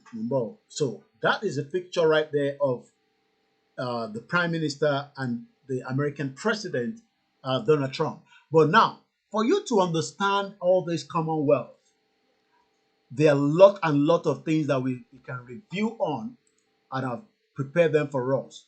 So I think we should start with this. This one will give us a kind of discussion. It's about 26 minutes. This video was 6 years ago. The topic is the Commonwealth still relevant? Kini relevance of Commonwealth is the question. And as I want you to look into this, why should we as Yoruba people in this DNA be part of this shit-hole Commonwealth under Nigeria? When we pull out of Nigeria, we will renegotiate our stake with Britain, whether not as a Commonwealth citizen anymore, but as a country of our own where we can have cordial relationship. Don't expect Dele Momodu to tell you all this. Don't expect any of your criminal, politicians to tell you all this. Don't expect them, because none of them are interested in your life. Our life, and this our life is very, very important.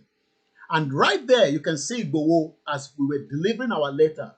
Whether Britain accept that letter or not, we will pull out of the structure of the Commonwealth. So picture 10 in background is IGBOHO as we were going into number 10 Downing Street last year. And now, let's go and listen to this particular video, and then we will come back, continue to review one step at a time.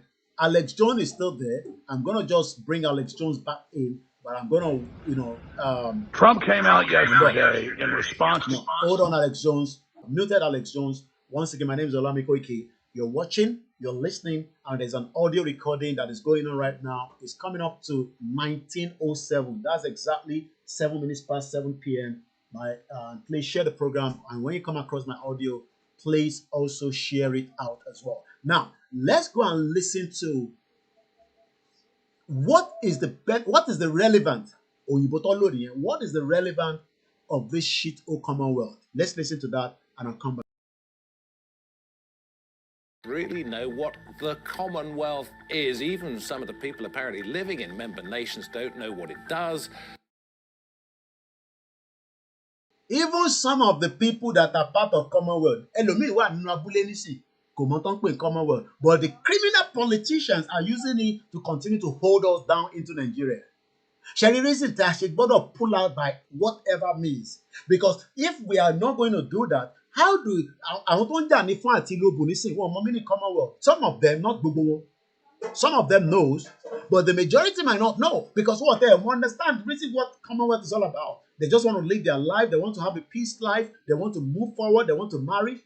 But our understanding it, our job is to make sure that we deliver and we get the message to our people in whatever forms or shape. Commonwealth is nothing more than entrapment of the Yoruba people in a British amalgamation.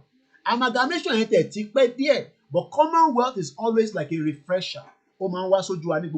Hey, we are part of the Commonwealth. We need now to end being part of this Commonwealth so that we can have a better life. I'm Alex Jones, but the round table discussion, how they were talking about Commonwealth. Koiki Media bringing the work closer to your doorstep. Or why? Where is the relevance of the Commonwealth in the 21st century? Does it just provide a helping hand for developing nations, or could it become a more powerful player on the world stage? You're watching Roundtable with me, David Foster.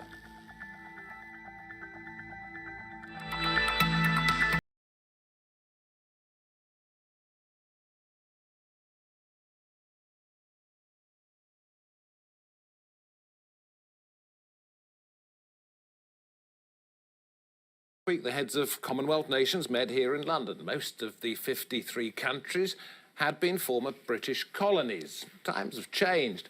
Has the Commonwealth changed with it?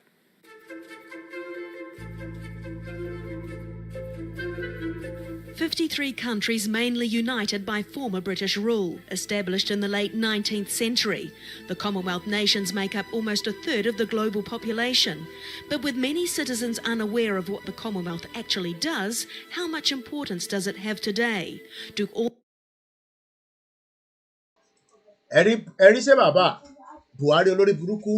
many citizens in Nigeria does not even know what Commonwealth is all about. Yet, our president is coming to represent us. How does that make sense? Sheribu Arini anyway, can you see him as part of the Commonwealth world leaders? I think that is Theresa May. Theresa May, we're having problem with my Facebook. I'm not sure why it's not coming back on. So I don't know whether we are still live on it or not. But I hope we're still live on all the other platforms. For a few seconds, and you know what? Once again, this is Koiki Media bringing the word closer to your doorsteps as we continue to, give us all the updates regarding Yoruba Nation and while we are still live on the broadcast. So I don't know whether we are still live because Okon Road is behind, so I'm not sure what's going on.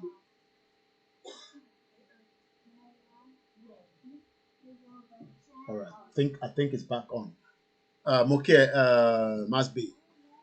So let's continue quickly. So what we are trying to explain to our people is that Buhari represents one as a Commonwealth citizen, but òun nìkan ló gbádùn ẹ̀.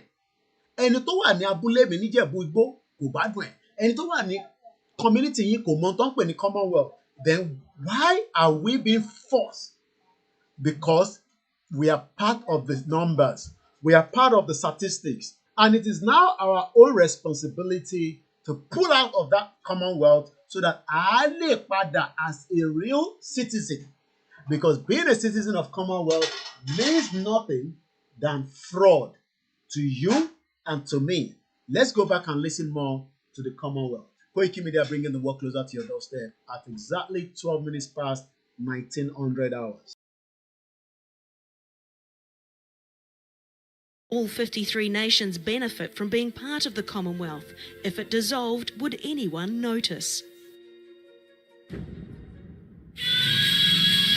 Probably best known to the rest of the world for the Commonwealth Games, the nations are a mixture of former British colonies and current dependencies. Again, that is Buhari there with the former late Queen Elizabeth. Sheri Buhari níbẹ̀, the same Buhari tó pa 28,000 Yoruba people, the same Buhari that brought in Fulani. Ṣé agenda Britain ni pé to keep us in this Commonwealth and keep us in the poverty level, make ayé wa kó má ní ìlọsíwájú, and then continue to deceive us, and then take some of our best brain wá fáwọn yẹn ní few scholarship. All this is something why we need to say we are tired of being part of the Commonwealth, but kò lè sọ pé we're tired. Gbọ́dọ̀ ní alternative, and the alternative is having our own independent Yoruba country. My name is Olamide Koiki. Please share the program and let us continue to listen to what is the relevance of being a Commonwealth citizen.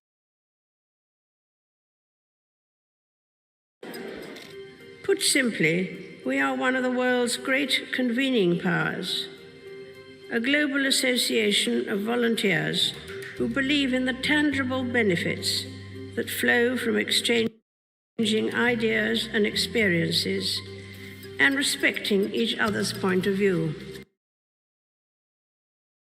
Ọ̀rẹ́ àpò Queen ò mọ tó ń sọ. Torí tó bá mọ tó ń sọ ni, ṣé àwọn Fúlàní respect view tiwa ló ń kó màálù wọnú ilé tó fi ń jẹko?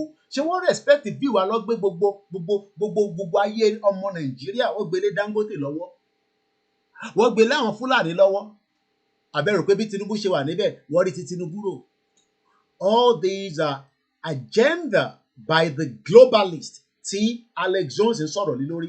But these are globalists. And when you talk about globalists, according to Alex Jones on his tweet, United Kingdom is run by globalists who hate the very existence of America. Kò ń ṣe America nìkan ló hate. Wọ́n hate ọmọ Yorùbá débi pé tó bá ní alternative nǹkan tó lè ṣe fún àwa Yorùbá ni wọ́n bá máa ṣe fún wa. If Britain has another alternative, wọ́n bá máa ṣe fún gbogbo ọmọ Yorùbá, wọ́n ṣe fún bàbá Awólọ́wọ̀. Wọ́n make sure pé wọ́n deal pẹ̀lú bàbá yẹn débi pé wọ́n deal pẹ̀lú ẹ̀ pẹ̀lú àwọn Fúlàní, wọ́n deal pẹ̀lú ẹ̀ lára wọn, wọ́n rí pé power bàbá Awólọ́wọ̀ ti ju tiwọn lọ. They are doing the same thing now with Baba Akintoye. Bí ẹ̀yin ò mọ̀ bẹ́ẹ̀.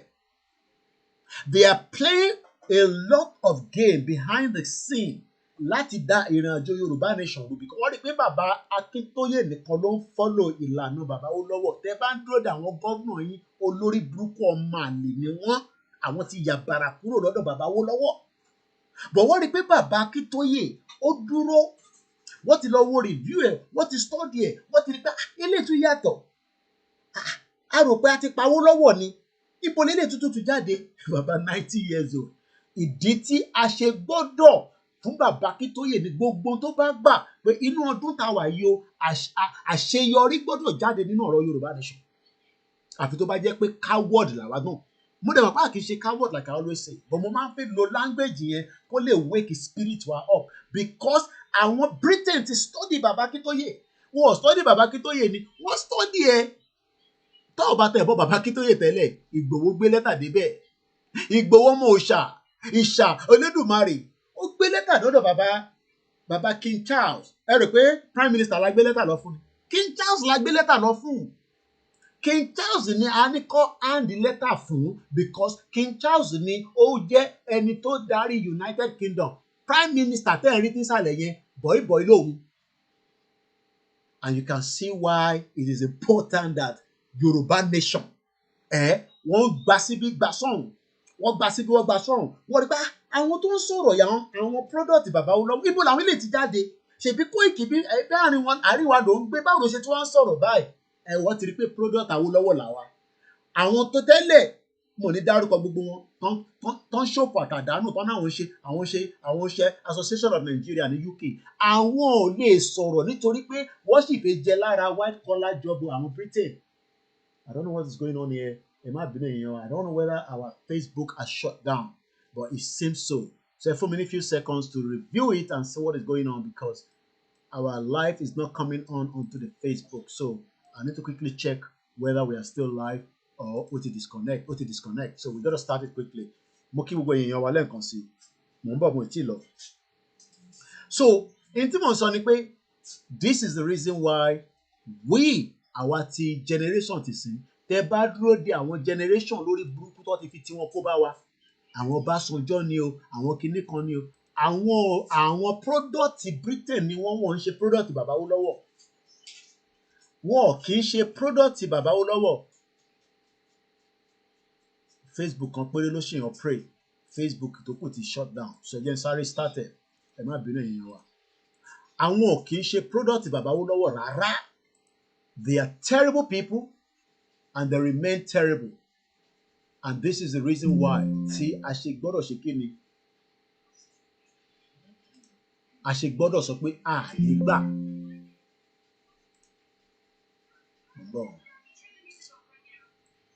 Nígbà tí kìíní ẹ̀ roll lẹ́ǹkan ló ti shut down Facebook wa. So let me quickly see if I can start it back again. Problem tí yàn bá ń lo Wi-Fi nìyẹn, tó bá yẹ pé cable là ń lò ní, cable máa hold ẹ̀. But Wi-Fi báyìí ó máa disconnect ẹ̀ lẹ́sẹ̀kẹsẹ̀. YouTube nìkan ló máa hold. because I need a bit of strength. So I hope that we can start. Do you want to discuss? No. No, let us start and see what's going on live.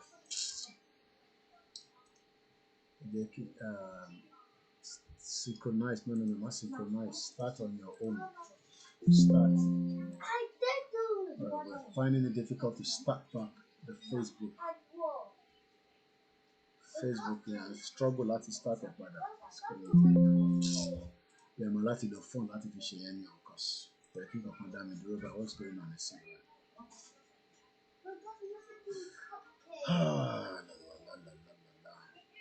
Ẹ má bínú ẹ̀yin wa.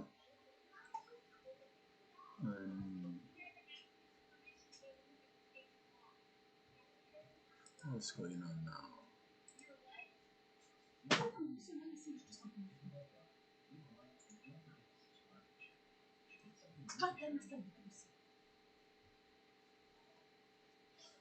Oh boy.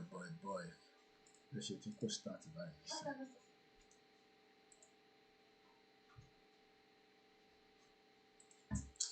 Alright, I think I'm just gonna start it with the phone because if not, don't come off it at our drone. So I'm gonna start it with the mobile phone because could pick the software why. Try to start it. Do you want to discard delay? No. Okay, yes. I think it's difficult to start it back after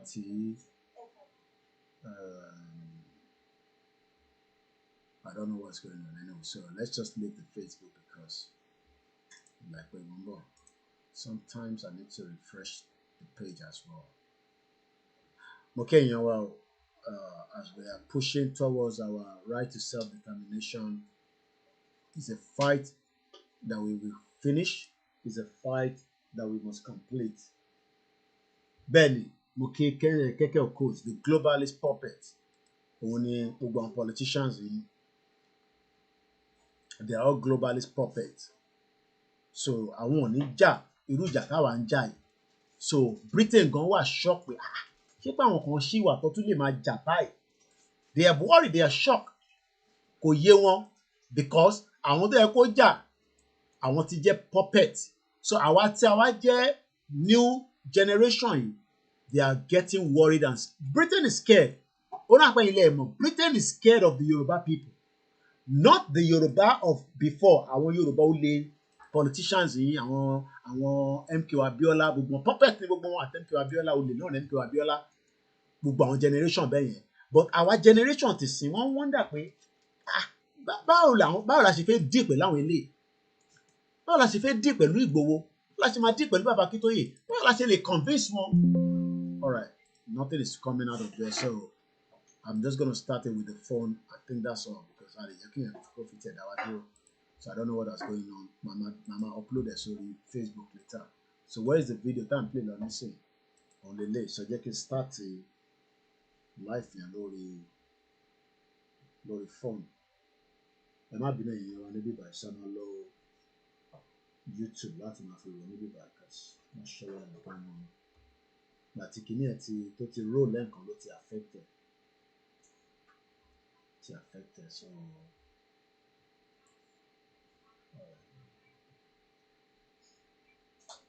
okay, so let's leave it like that. All right, so you can start the coffee phone, coffee start the Facebook.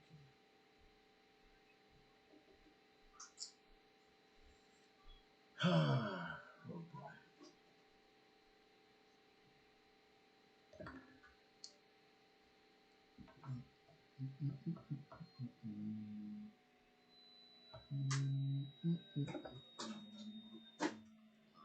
So let's start here and see.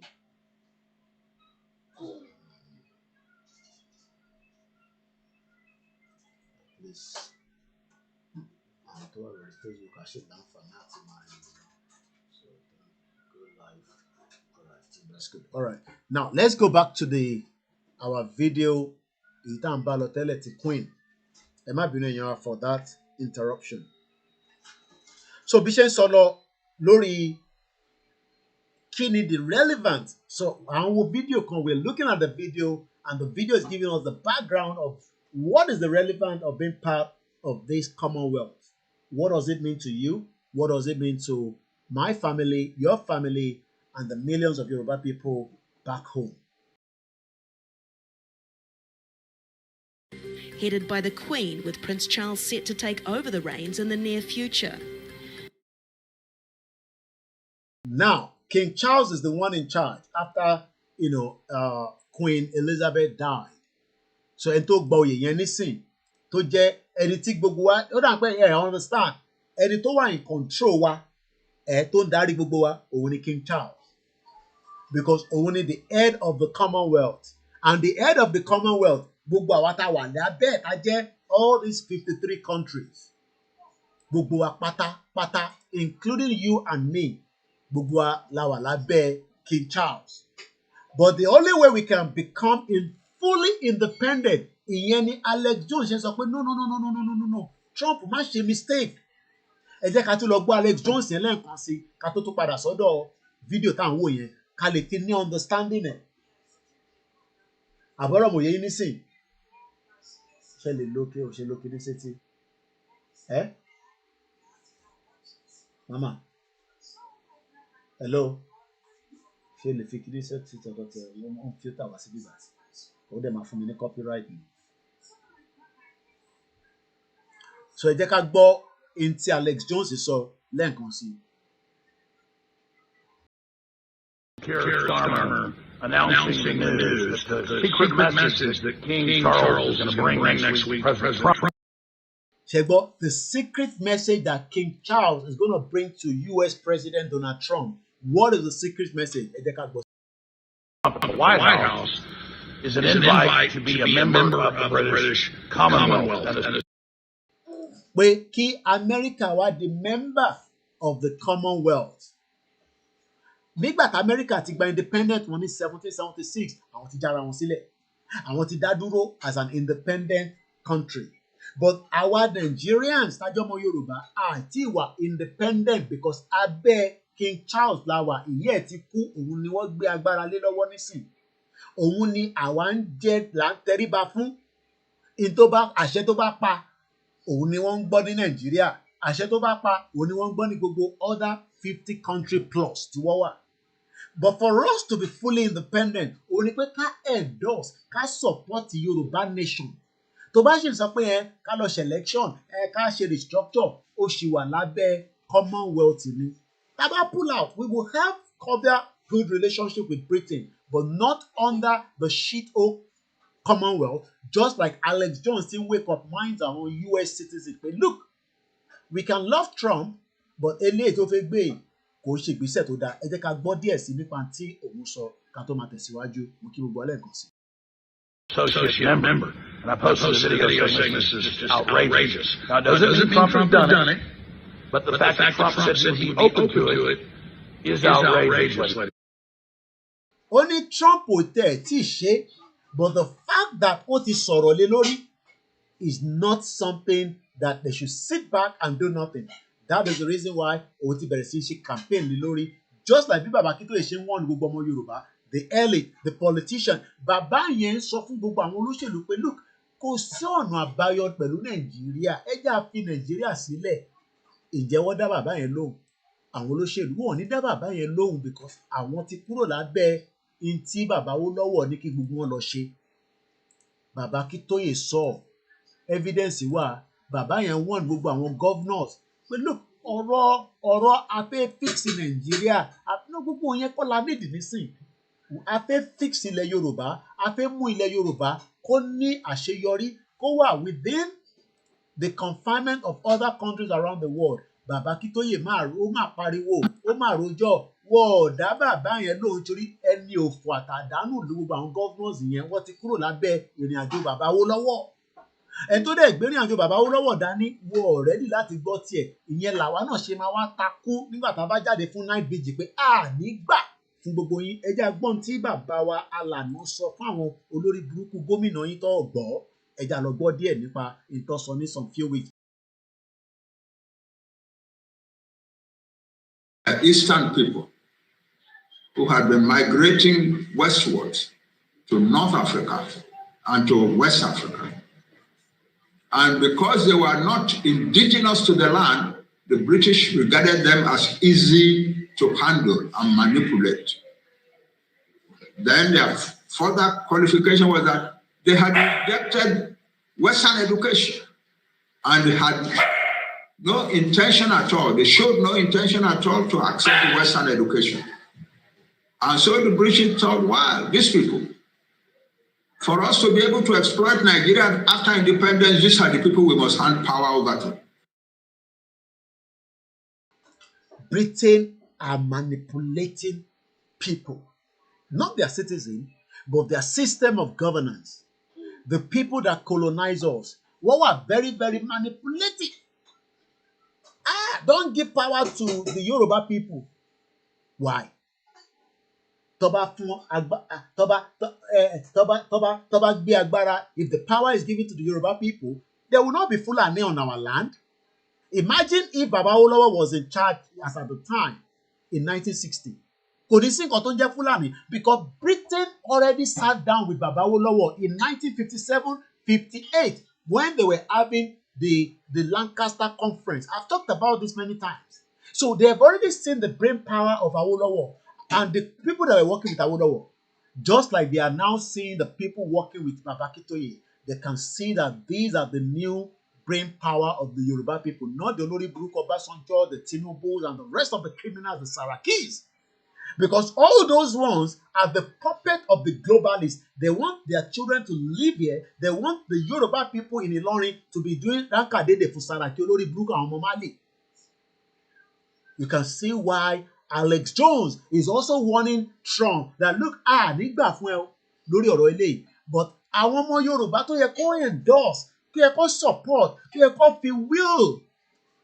Wọ́n náà fẹ́ ṣe Nàìjíríà, but wọ́n ti gbà pé Nàìjíríà is part of Britain puppet globalist Commonwealth, whatever tẹ́ bá fẹ́ pè. But one thing is that wọ́n níjọ́ kan nìyẹn máa kọ kinní kan, ìjọ́ kan yẹn ń bọ̀, ó ti súnmọ́ tán, àwa ní ká lọ máa múra sílẹ̀, gbogbo ògùn tẹ́ bá ní pátá nígbà tá a bá jáde fún IGBOHO ní kẹ́kọ̀ọ́ jáde, gbogbo ògùn tó bá ní pátá. Má gbé bọ́dá ní o, bó tó bá ní oògùn gidi lọ́wọ́, oògùn tó confirm, gbé oògùn yẹn jáde. Tó bá bí bàbá ńlá ẹni sójà kan dá, àbọ̀lọ́pàá kan dá, kó ṣe mẹ́lẹ̀mẹ́lẹ̀. A wá sọ fún pọ́mọ Yorùbá ni wá. Bẹ́ẹ̀ ni, ẹ lọ dìrà dáadáa. Torí olórí burúkú wọn ò ní gbà. Britain mọ̀ pé Yorùbá ti fẹ́ lọ.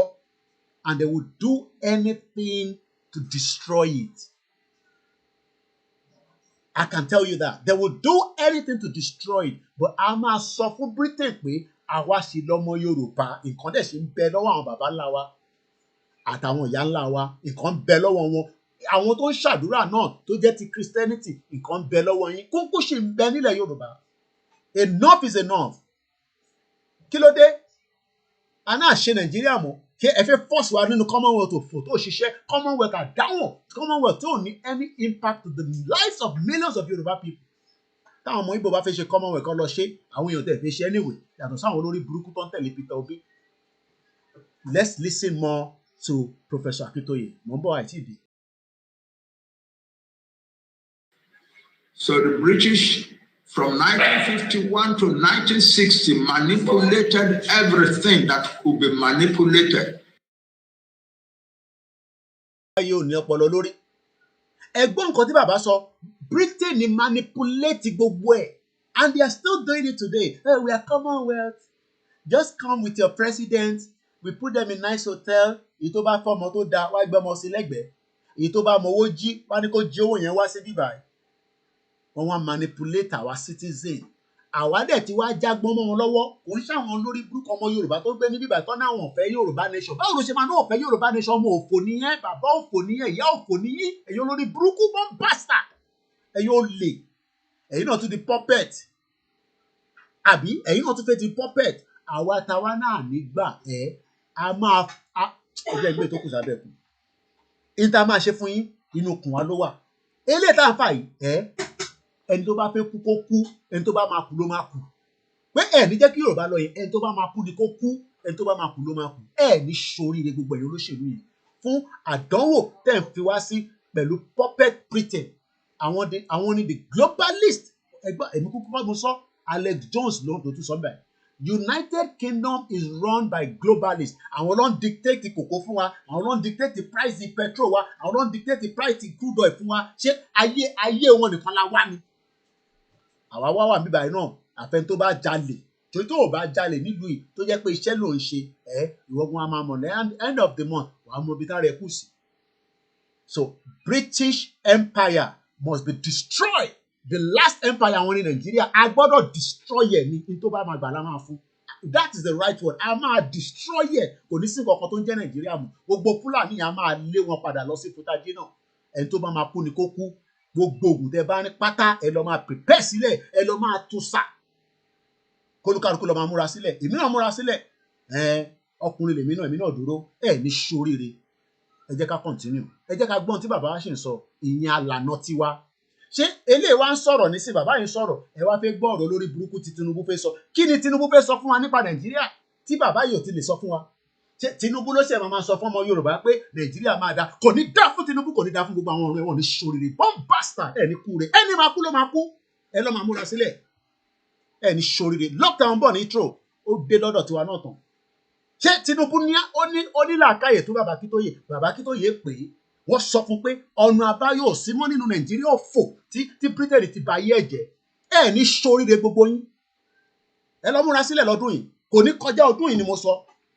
Bẹ́ẹ̀ bá mú èmi síbí báyìí, millions of Yoruba people máa destroy nǹkan nílẹ̀ Nàìjíríà. Ẹ ní ṣoríire. Ó kù díẹ̀. Ẹ jẹ́ ká gbọ́n tí bàbá sọ. Wọ́n manipulate ayé gbogbo wa. Wọ́n mú ayé gbogbo wa àti Igbo àti Yorùbá àti Hausa. We can be friends. We can love each other. We can marry each other. Wọ́n wá manipulate ayé gbogbo wa. Ẹ wo bí ayé gbogbo wa ṣe rí lórí Twitter. A máa bára wa jà bí àtẹ́ pé ṣé àwọn Igbo kì í ṣẹ̀dá ènìyàn ni? Gbogbo wa la ní tiwa lára. Bí Yorùbá ṣe ní tiẹ̀ lára náà ni Igbo ní tiwọn lára. Gbogbo wa la ní lára. Àwa ń bára wa jà. À ń bára wa jà òfò. Torí pé manipulator ni Britain, olórí burúkú ni wọ́n. Àwọn ló manipulate gbogbo ẹ̀.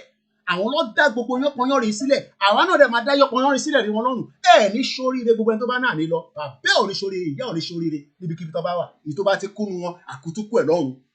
Eléyìí tá à ń bá yín fà yìí, mo ní generation eléyìí yàtọ̀ sáwọn olórí burúkú àwọn generation tó yẹ pé wọ́n wà lábẹ́ puppet, tó wà lábẹ́ puppet. Ìyá yìí náà ti kú nísìn. Ìyá yìí ti kú nísìn náà. Queen ti kú nísìn. Àtúwá àsìnyá títí àtúmọ̀ wá sin ọmọ. Tàbá tún wá sin King Charles tán, àtúwá lọ sin Prince William. Ẹ ní ṣoríire gbogbo ẹ̀ tẹ́ni ká lọ máa sìn wọ́n. Àbí ṣèbí nǹkan tẹ́ fẹ́ ká ṣe náà nìyẹn. Àti sin Tinubu títí àtúwá lọ sin Ṣèyí Tinubu. Mo ní kàkà kí Ṣèyí Tinubu di Lagos State Governor. Akákúkú pín gbogbo ẹ̀ kí gbogbo ẹ̀ destroy. Ẹ ní ṣoríire ni mo sọ. Kàkà kí ó di Lagos State Governor ní 2027. Àyà destroy gbogbo ẹ̀ ní. Gbogbo ẹni mo fi sọ. Ẹ ní ṣoríire. A ṣe mẹ́yẹ bọ̀ lápò ni. Ìjà tẹ́ ń jà ní fún àti lúbọ yẹn, àní ẹ má bára yín jà. Gbogbo agbára tẹ níyẹn ẹ lọ bá máa mú sílẹ̀ dáadáa nítorí pé night vigil bọ̀. Ẹ lọ máa dira dáadáa. Ẹni máa kú ló máa kú ni. Britain kó ikú wá bá wa ní 1914. Wọ́n pa àwọn èèyàn títí fún slave trade. Èmi dé point of no return ní Benin. Wọ́n sọ fún mi pé ká má jà. Ò ní ṣoríire nígbà táwọn Britain dé wọ̀ ọjà. Ṣé wọ́n kógun wá bá wa? Ẹni máa kú ni kó kú. Ní da fún bàbá ẹ̀ ni mo sọ. Ẹ̀gbọ́n tí bàbá Akintoye ṣe ń sọ mọ́ tí fẹ́ gbọ́ ti King Charles àti yẹ ẹ jẹ́ gbọ́ bàbá tiwa. Bàbá 90 years old. Ẹ wá ní káwa wá gbọ́ sẹ́nu àwọn olórí burúkú àwọn Fáyọ̀ṣe àwọn olè. Àwọn tẹ́ pé bọ́ ṣe máa dógò bọ́ ṣe máa dán àwọn kéékèèké tó máa ra lẹ́sà abroad. Ìyà ń jẹ gbogbo àwọn ọmọ wa labroad. Àwọn ọmọ tí yín tí ó bá jẹ́ pé orí tẹ̀yìn tẹ̀ pé labroad ni ẹ máa kí ṣépè fẹ́ni tẹ̀ wà labroad. Àwọn ọmọ yín ò lè lọ private school. Àwọn olórí burúkú yẹn wá ń kó àwọn ọmọ tí wọ́n wá sí private school labroad l'Amẹ́ríkà ní Canada. A máa jó gbogbo ẹ̀dẹ́ lẹ́ẹ̀dẹ́ ní ṣoríire ní máa kú ní kókú. Bomb bastard. Ẹgbọ́n sókè bàbá mi dáadáa Akintoye. Mo sọ fún yín pé ní mídíà tó dáa. Mo sọ fún yín. Ẹ mọ̀ pé nígbà tí mo tún wá sí Benin, mo tún wá ṣe refresher ni. Mo rí yín tán. Èmi náà ti dé tán kù díẹ̀. Ẹni tó bá náà ní dé là ní bá. Ẹni tó bá ní mo ò ní dé mo ò ní dé bẹ́ẹ̀. Bẹ́ẹ̀ ni mo sọ. Bí ṣe ń lo ti babaláwo, mo lo ti Jésù, mo lo tàfà. À máa pẹran ní tó bá ti ń ké Kùránì tán. Màá máa bọ Ògún ni. Ẹ bá rán ògùn sí mi, màá rán padà sí yín. Mo ní ọ̀rọ̀ tó à ń fa ìyá máa fà tó délẹ̀ ni. Bomb bastard. Èyàn olórí burúkú èyàn lòṣì. Ọmọ Yorùbá ń takọ ọmọ Yorùbá pé ìran Yorùbá fẹ́ lọ. Ká lè wà nínú Commonwealth. A ti sin Màmá Elizabeth. Àwọn forefathers wọn ló kó wa sẹ́rú. A sin Elizabeth yẹn títí tó fi kú ni. àtúntí sí King Charles lọ báyìí King Charles náà bá tún kú àtún lọ sí Prince William ní sóríire gbogbo yín pátápátá ẹgbẹ́ òsókè bàbá Akintoye. The sizes of the regions, the borders of the regions,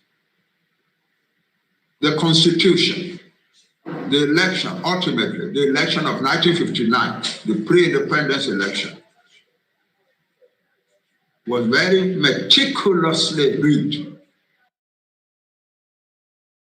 Ẹgbọ́n òyìnbó lára ẹgbọ́n òyìnbó ńláńláńlá tí bàbá wa ń sọ àwọn òyìnbó tó ń ṣe òyìnbó òfò àwọn òyìnbó gidi was meticulated read ọmọ tó ń pè bẹ́ẹ̀ wọ́n make sure pé wọ́n rig election yẹn wọ́n jẹ́ kí bàbá Awólọ́wọ̀ wọlé bàbá Awólọ́wọ̀ ṣe máa wọlé wọn ò ní jẹ́ kí bàbá Awólọ́wọ̀ wọlé wọn ò ní pín nígbà tá a sọ̀rọ̀ okó àtòbò ní bíbá tó bá yẹ pé mò ń sọ̀rọ̀ okó àtòbò ni wọ́n á ti pín àti wá láàárẹ̀ Koiki máa ti ń ṣe okó àtòbò lórí platform àwọn ọmọ àlè wọ́n bá àdáyìn tẹ́ ń jà nílùú ẹ má bára yín jà mọ́ bẹ́ẹ̀ yẹn jọ àwọn oògùn tẹ níyẹn tá mo gbọ́ pé wọn náà bá ń yan àwọn kan ìbọn wọlé gbogbo àwọn oògùn yẹn la need tó bá bí sójà kan dá ẹ yẹn gbé tó kù sábẹ́ ẹkùn ẹ ti ní kí n má máa fi gbogbo ẹnu sọ̀rọ̀ ẹ lọ dira dáadáa èmi náà ń dira bẹ́ẹ̀ ni mo sọ fún yín ọkùnrin lèmi náà ẹ ní sóríire náà ìbejì ń bọ̀ ọ̀rọ̀ tó wà nílẹ̀ yìí a máa tátán délẹ̀ ni ìzídà ká lọ by peace or by ibi tó bá kù sí ẹ̀gbọ́n kan ti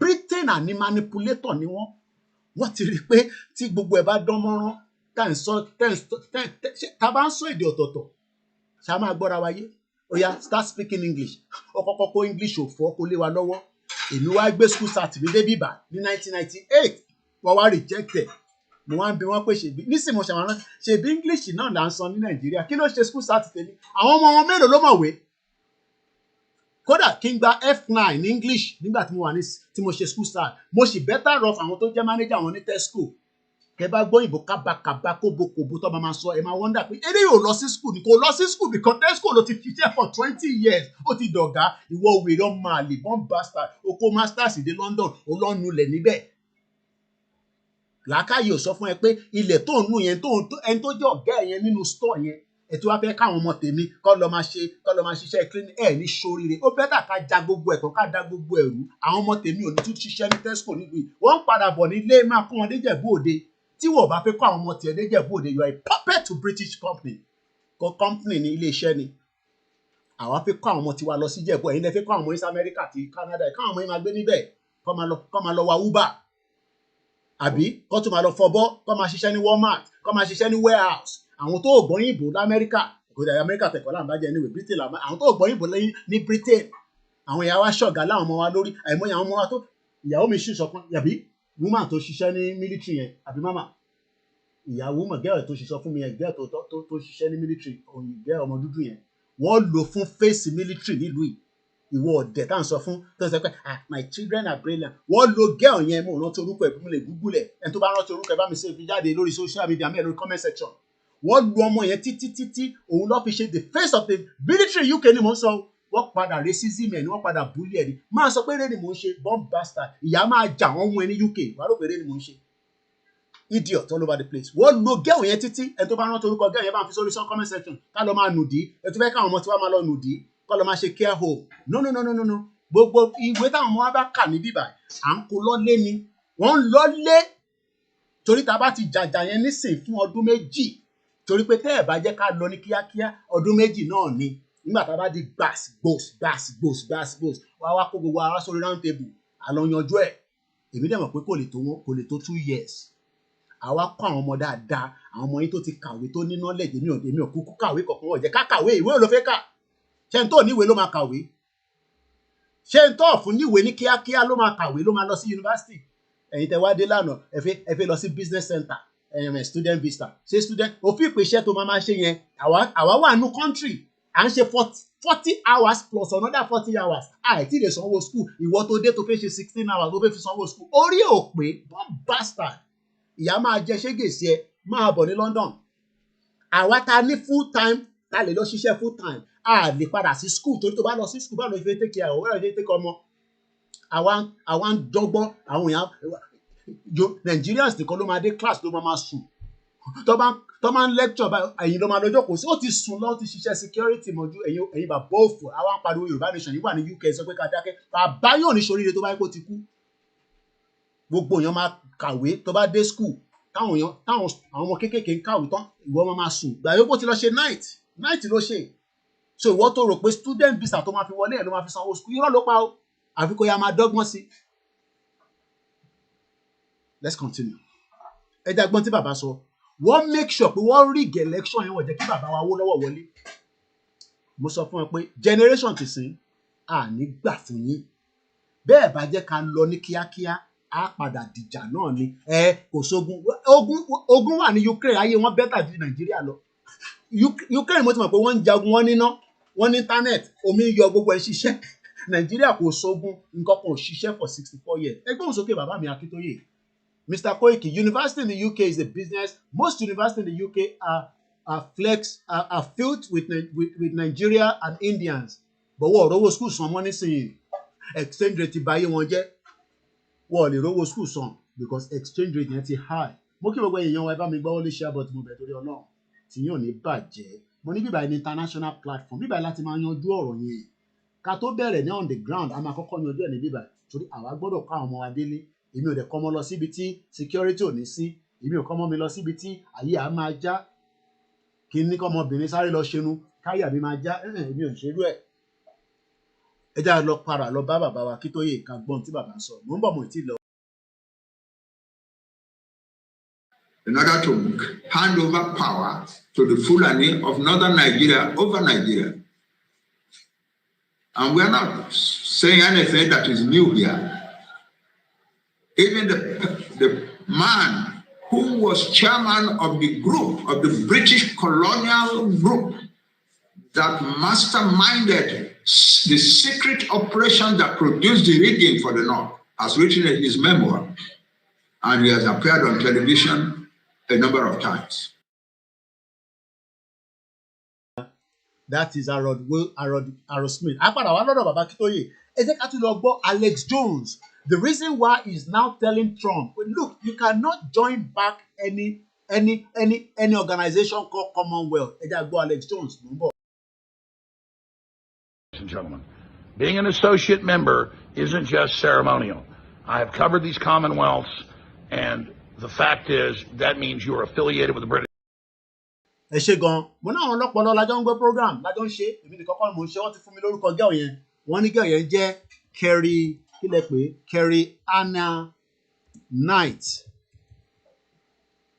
Tẹ bá rí nǹkan fojú ọmọ yìí rí ọmọ dúdú tẹ̀ ń wò yìí ìyẹn máa wọ́ndà pé ṣé ìyẹn gbọ́dọ̀ ṣì wà nílùú ìṣá tó bá ṣe pé ní choice. Ẹ jẹ́ ká farabalẹ̀ ká gbọ́ gẹ́ọ̀ yìí wọ́n fojú ẹ̀ wọn máa bo Army racism apology. Koiki ò ní sọ̀rọ̀ ní bíbá kó fi àfikún no bó bá ṣe jẹ́ BBC náà ló gbé jáde ṣèbí BBC lẹ trust ibẹ̀ lẹ náwó sí Ọlọ́run àjẹkẹ́ túbọ̀ rówó náà fáwa náà káwa náà lè ju BBC lọ ká ṣe ju BBC lọ lórí ìrìn àjò yìí. Mò ń bọ̀ o British Army issue racism apology to ẹgbẹ́ bó ṣe pé to a black postal girl soldier. Òun ni wọ́n lò òun ni front of the military òun lọ racism jù. Kerry Anna Knight is a former British soldier and a black British woman who served for eléyìí ṣọ̀rọ̀ kó serve fún 1 year ó serve for 12 years. Ìwọ tó ń sọ pé Koiki shut up wàhálà ṣe wá pọ̀ tó yìí. Ẹ jẹ́ kó gbogbo àwọn torí ó dà kó mo ti block gbogbo screen mi ẹ jẹ́ yọ àwọn díẹ̀díẹ̀ kúrò.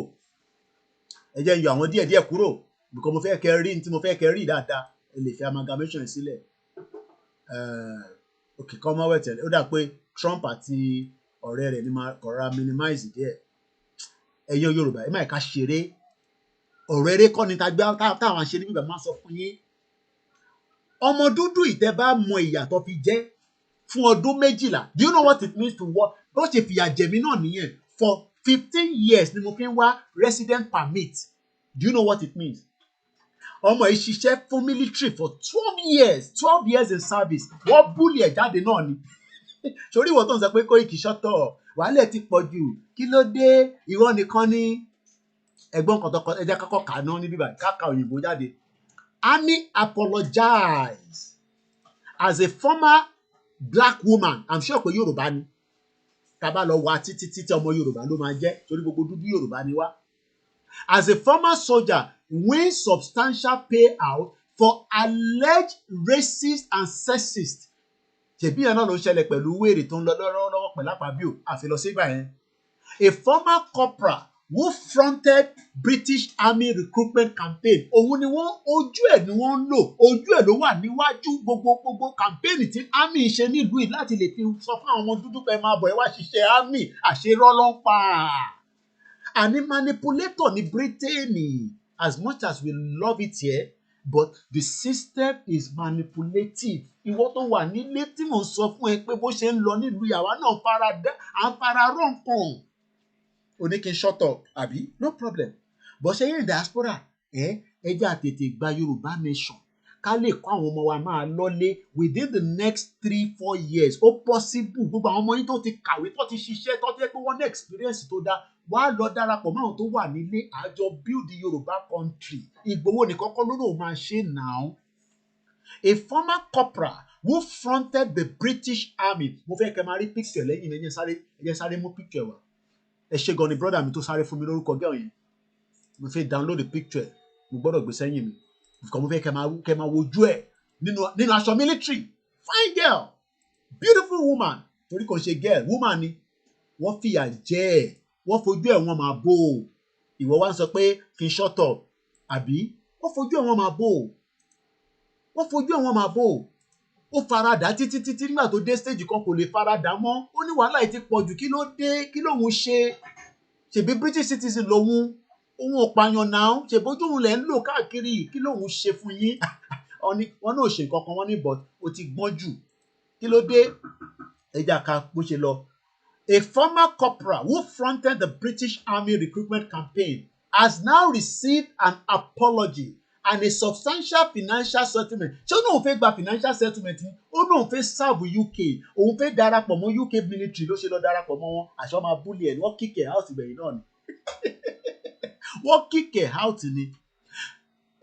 The Equality and the Human Rights Commission provided funding and assistance to Kerry and Knight as part of its legal support scheme for racist discrimination cases.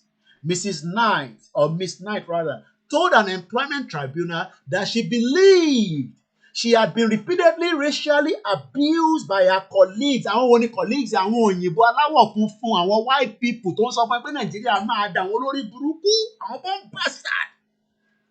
Àwọn máa fẹ́ jẹ́ káyé Yorùbá lọ síwájú, àní ká bá gbogbo ẹ̀jẹ̀ kó destroy, ká bá destroy ẹ̀ kó destroy kó lúkálukú padà, ká lè reset system yẹn. Lè reset ẹ̀ pẹ̀lú election now.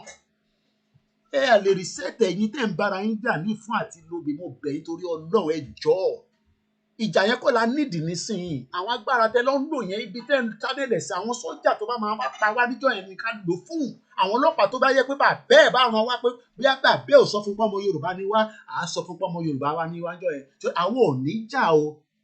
But à ń lọ ní wọ́rọ́wọ́ ni. But tó bá bí bàbá lẹ́nibọ̀dì dá kó wá dà nǹkan rú níbẹ̀, à á sọ fún pọ́mọ Yorùbá ni wá. Ìmí ìta máa fún agbedele ìyàwó ẹ̀gbọ́n á máa sọ pé tóun ránṣẹ́. Bó ṣe máa rí nìyẹn. Now, ká má sọ̀rọ̀ púpọ̀ tí a sì ń tẹ̀síwájú lọ́rọ̀ Commonwealth. Ẹ jẹ́ ká gbọ́ bó ṣe sọ lórí BBC.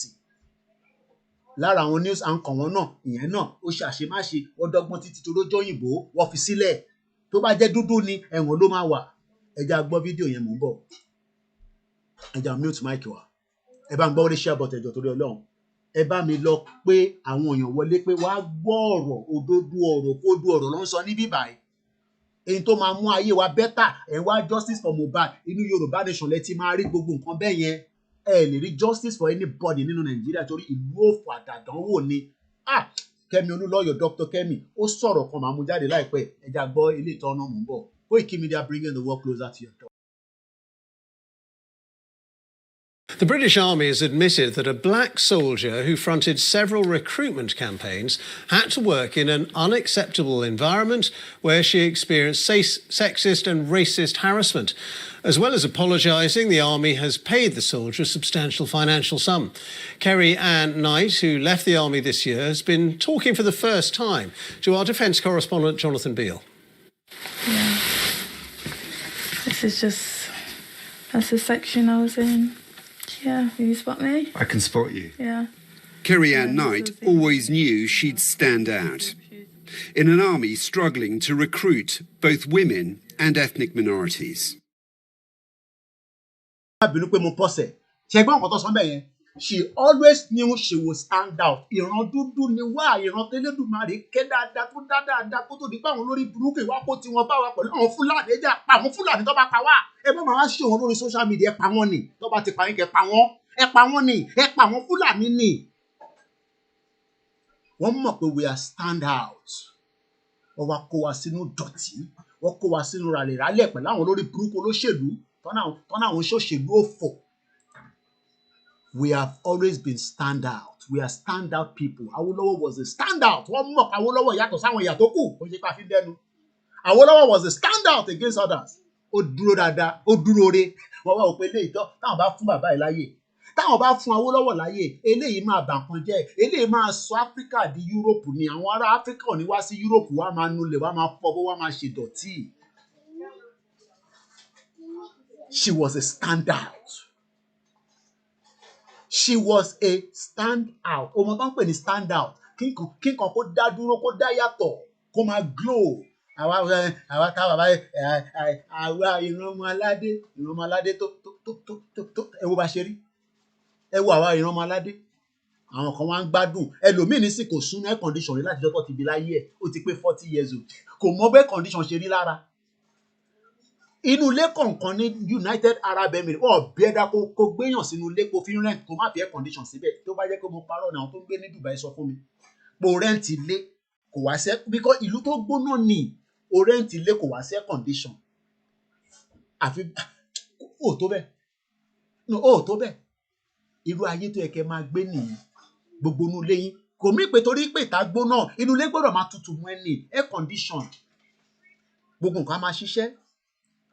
Àwa ìran ọmọ aládé àti jẹgungun aná àjẹgungun mọ́ ní ẹran la fẹ́ jẹ àdẹ̀jẹ ẹran màálù a máa fọ́ gbogbo ẹ̀ yányá ó kù díẹ̀ ẹ̀ ní sórí rẹ̀ ẹ lọ́ máa múra sílẹ̀ fún 9 BG Heathrow ṣe é padà ní ó lockdown Heathrow náà máa lockdown ẹ jà lọ gbọ́ ọ̀rọ̀ girl yìí wọ́n ní she was a star ẹgbẹ́ nǹkan ẹ wọ praise lọ́lọ́ the black woman that is the face of the military. Wọ́n wá búlẹ̀ wá pa kò wá lè gbà mọ́ ó ti gbà mọ́ra títí òun ló máa train àwọn èèyàn àwọn tó train wọ́n á fi jọ̀gá lé lórí èbí bọ́ ṣe ń ṣe níbi iṣẹ́ tí gbogbo wa náà nìyẹn àìmọye àwọn tí mo train nígbà tèmi náà ṣiṣẹ́ kí wá yọ sí yọ náà yọ no problem ó sì charge there màá lò wá síbí báyìí no problem extension lead mo ní láti rà wọ́n àwa la máa train àwọn èèyàn a bá train wọn tán àwọn ló máa dọ̀gá mọ́ wa lọ́wọ́ èbí báyìí náà ṣe ń ṣe níbi iṣẹ́ nìyẹn àìmọye àwọn ìyá wa tó yẹ pé gbogbo hospital sector wọ́n máa train àwọn mùgùnmù tó bá train wọn tán wọ́n wá gbé àwọn tó train wọ́n wá gbé wọn sórí àwọn èèyàn ẹja gbọ́n nǹkan tó ń sọ lọ torí àsìkò wa.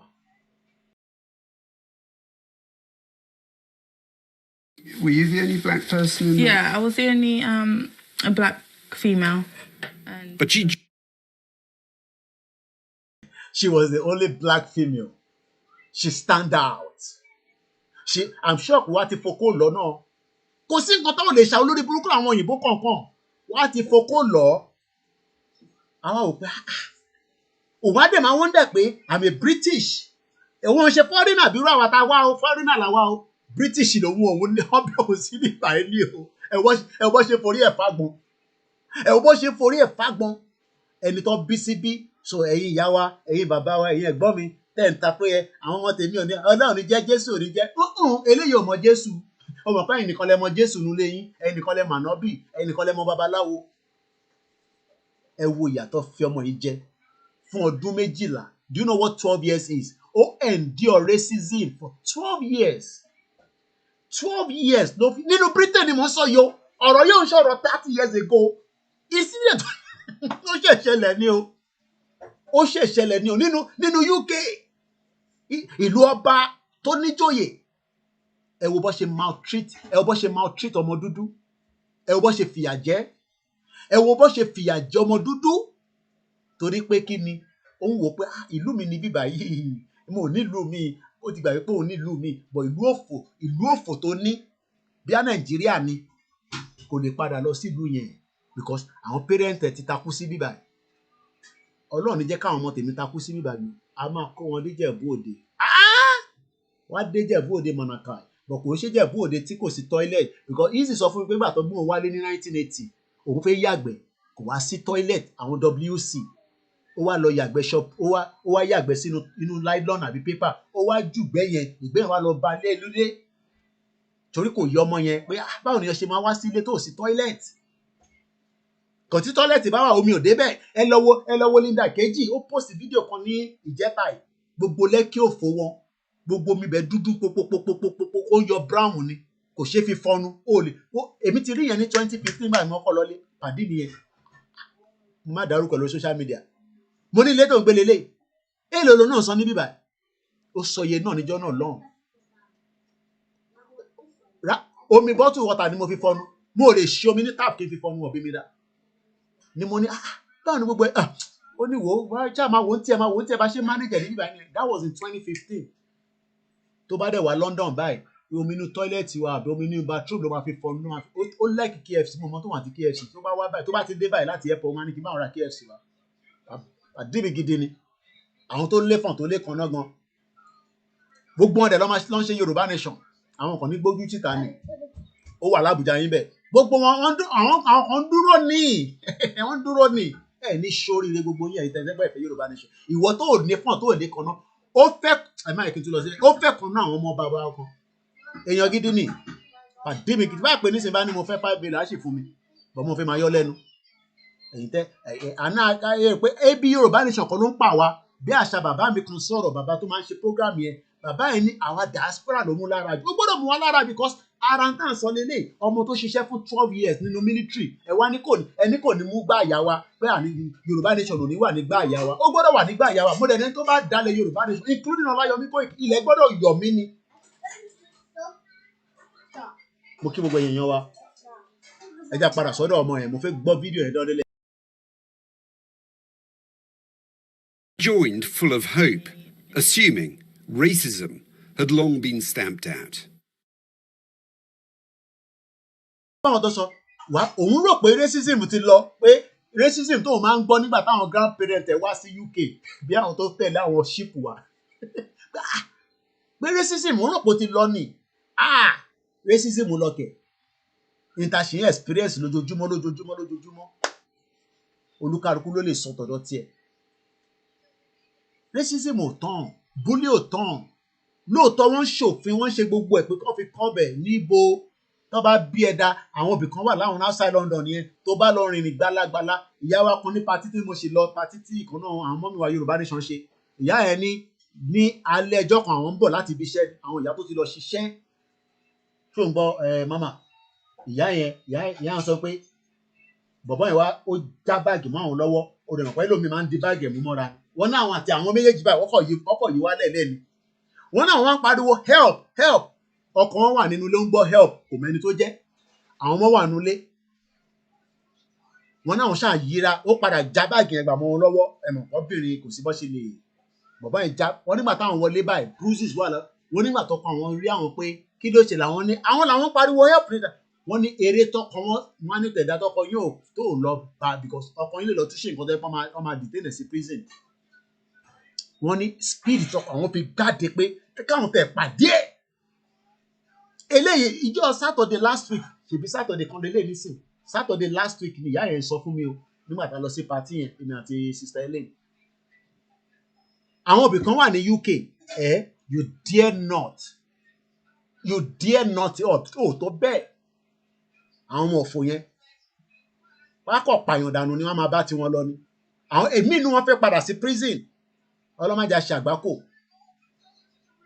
ara ń táwọn fararọ́ nìyẹn ìtẹ̀yìn fararọ́ nílé yàtọ̀ ebi gbogbo nǹkan lẹ́yìn fararọ́ àwọn ebi oúnjẹ ló ń sè ní kíṣìnì sí gbogbo ẹ̀ tí ń ta sọ́sán wá sí bíbá but ìtàn fararọ́ kò ṣe experience ọmọ ìwọ̀n wọ́n dà pé I thought racism is gone I thought racism is out of UK ẹ̀gbọ́n tó kò tó sọ ká tó máa síwájú tó yá sí. for some reason I thought someone in uniform was going to be professional, and I was very excited to be a part of that and just creating my own family within the army. Kerry-Ann became a face for army recruitment. She knew why the army wanted to appeal to the groups she represented. But she also became a target for abuse. I was extremely shocked because I really didn't experience such deep levels of racism. Yeah, I had to learn the hard way in the army. It got worse when she became an instructor at Harrogate. It's where the army trains junior soldiers from the age of 16. It's controversial, not least because in the past there have been allegations of bullying. Kerry-Ann says she witnessed it, but she too suffered at the hands of her fellow white male instructors. Kò lè yẹ o rò pé àwọn white tó ń sọ àwọn Lebanese olórí burúkú tó ń fìyà jẹ yín àbáwọn Chinese là ń sọ. À ń sọ̀rọ̀ pure white. Òyìnbó yàtọ̀ sóyìnbó. Òyìnbó tẹ̀yìn máa ń rí Nàìjíríà àwọn òyìnbó Lebanese ni. Ó ní she was bullied by a co-white instructor. Àwọn tọ́jọ́ instructor tó ń train àwọn èèyàn. Bí wọ́n nà kó sí iná Ọlọ́run ló mọ tó ń ṣe fún. Oríṣiríṣi kan ló máa ṣe especially wọ́n ti mọ ibi tí kò sí kámẹ́rà. So wọ́n lè bully ẹ̀ níbi tí kò sí kámẹ́rà. Ṣèbá àárín lórí pitch tó bá àwọn footballer tó máa ní monkey tó máa ṣe tọ́tọ́tọ́tọ́tọ́tọ́tọ́. Ẹ ní sórí rẹ̀ yẹn olóṣèlú yìí fún ìyà tẹ́ ń fi gbogbo wa jẹ. Tá à ń pè é pé kájọ ṣe Yorùbá nation tẹ́nẹ́ tún sọ̀rọ̀ 2027. Èmi ò ní kò ní sí 2027 o. Ọdún yìí la máa mọ̀ bóyá 2027 máa wáyé àbí kò ní wáyé. Inú ọdún yìí la ti máa rí. Ẹ ní sórí rẹ̀. Mo kí gbogbo èèyàn wa. Ẹ jẹ́ sáré gbọ́ tán torí a ti lo 2 hours nísìn.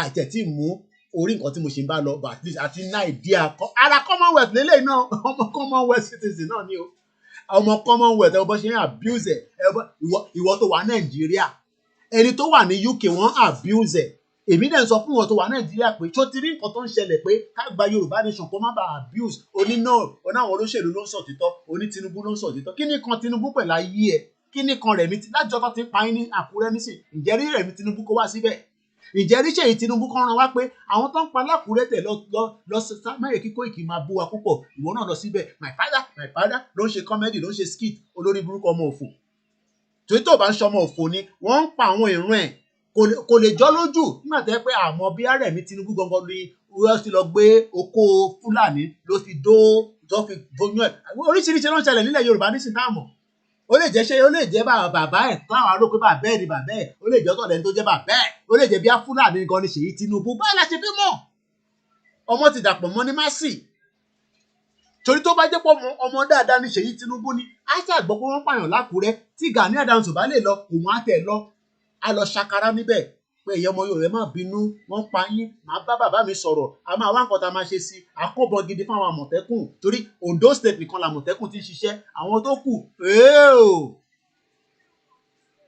owó rẹ̀ kò fún wọn l'Ondo State ó ń donate owó bíi yàpàrà sínú Haúsá tí ó fẹ́ tún lọ jẹ gọ́vnà nílẹ̀ náà tì lórí burúkú ọmọ òfò so ìwọ tá à ń sọ fún sórí ọmọ tó fine woman tó fine wọ́n búlì ẹ̀ títí ọmọ tó ń pè ní 12 years ọdún 12 ló fi ṣiṣẹ́ ní army nígbà tó yá ló wá jáde síta pé ẹ gbà mí o wọ́n ti fẹ́ pa mí níbí báyìí o ẹ̀yin nísìn ẹ̀yin ò lè sọ̀rọ̀ nítorí pé wọ́n ti gáàgì yín wọ́n ti sọ yín mọ́lẹ̀ mo wá nóda wọ́n ṣe sọ yín mọ́lẹ̀ yẹn ẹ láwọn oògùn kankan lọ́wọ́ ẹ lọ mú àwọn oògùn yẹn kẹ́ tọ́jú ẹ̀ pamọ́ torí nígbà tá a bá máa ṣe night vigil a máa need àwọn oògùn yẹn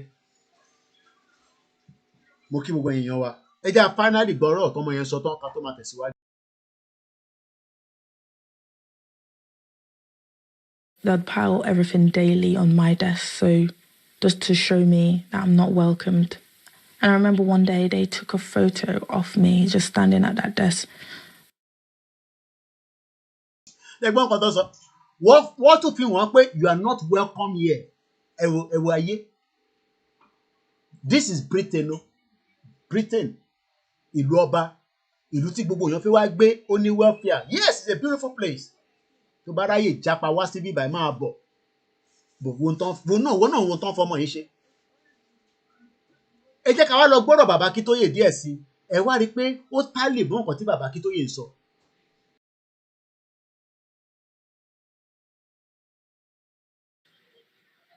before his death. So at independence, therefore, the Fulani of northern Nigeria,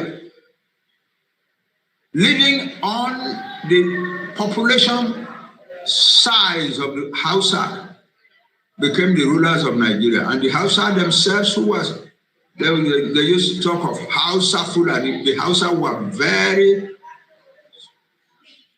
viciously suppressed, so that Hausa Fulani meant essentially simply Fulani. And the Fulani regarded their duty as not to develop Nigeria, not to develop a country. They didn't know what to do to develop a country. They didn't have the education.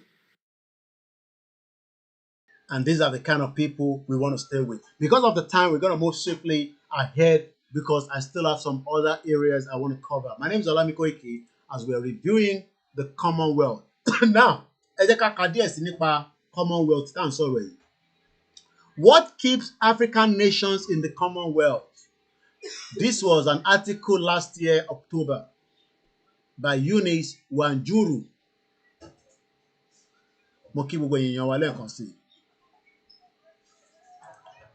Commonwealth member countries are calling for restitution.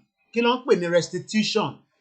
Àwọn ìbò ńláńlá báyìí ó máa ń bẹ̀ mí lẹ́rù. So man like I break it down. Kí ni meaning? Restitution. Tá bá sọ pé restitution. Tí wọ́n bá sọ pé restitution. The restoration of something lost or stolen to its proper owner. Ẹ ti jí nǹkan lẹ̀ Yorùbá, a fẹ́ padà síbẹ̀. Ọmọ Yorùbá ń takò. Ṣé rí pé lórí burúkú lọmọ Yorùbá yẹn? Torí ọmọ Yorùbá ò gbọdọ̀ máa tako àwa tá à ń sọ pé afẹ́ ẹ lè máa tako àwọn olóṣèlú bọ́kẹ́ tún máa tako àwa pé àwa tá à ń ṣe Yorùbá nation olórí burúkú ọmọ àlè ni wọ́n gbọ́dọ̀ jẹ́ nìyẹn. Because restitution in tó ń pè bẹ́ẹ̀ tá a bá sọ pé restitution. The restoration of Yoruba stolen identity. Restitution. The restoration of Yoruba glory. Restitution. The restoration of Yoruba identity. Restitution. Ìran Yorùbá gbọ́dọ̀ jẹ́ ògo adúláwọ̀. Restitution. Kí ló wá sọ pé ọmọ mi nínú ẹ̀mọ́? Ebi wọn mo ti ṣàlàyé fún ẹ. But àwọn òyìnbó ò fẹ́ yẹn. Wọ́n wá ń sọ pé Commonwealth countries are calling for restoration over transatlantic slave trade. Ẹlòmíì ò mọ trade kò mọ̀ fún àwọn màmá ẹ̀, àwọn màmá ńlá ẹ̀, àwọn bàbá ńlá ẹ̀, wọ́n kó wọn lẹ́rú ni. Èmi dé point of door of no return ló ń pè. Door of no return. Èmi débẹ̀ ní Kútọ́nù. Wàá sunkún fún ìran ẹ̀. Ìwọ máa lè. Ìwọ tó ò mọ̀ yàtọ̀ ẹrú tí wọ́n fi wá jẹ. Door of no return. Koiki Media. Mo ń bọ̀, èmi débẹ̀. Èmi Ọláyọmí mo débẹ̀. Koiki Media mo fẹ́ sọ tó lọ gbé Wikipedia wá. Ṣé Wikipedia mo ní kó gbé fún mi ni? Koiki Media. Èmi náà débẹ̀. Èmi náà ti ní landmark. Òkè pọ̀ tí gbé wá sórí Google báyìí. Ó dà. Wọ́n sì ń ṣòjòrò ni. Door of no return. Kí ló dé tó fún mi ní Wikipedia? Ta ló bẹ̀ ní Wikipedia náà? Ṣé Koiki Media ní Wikipedia bó ló ṣe ní kìíní ìlú bomb bastard? Ta ló bẹ̀ iṣẹ́ yẹn nísìnyí? Bọ̀.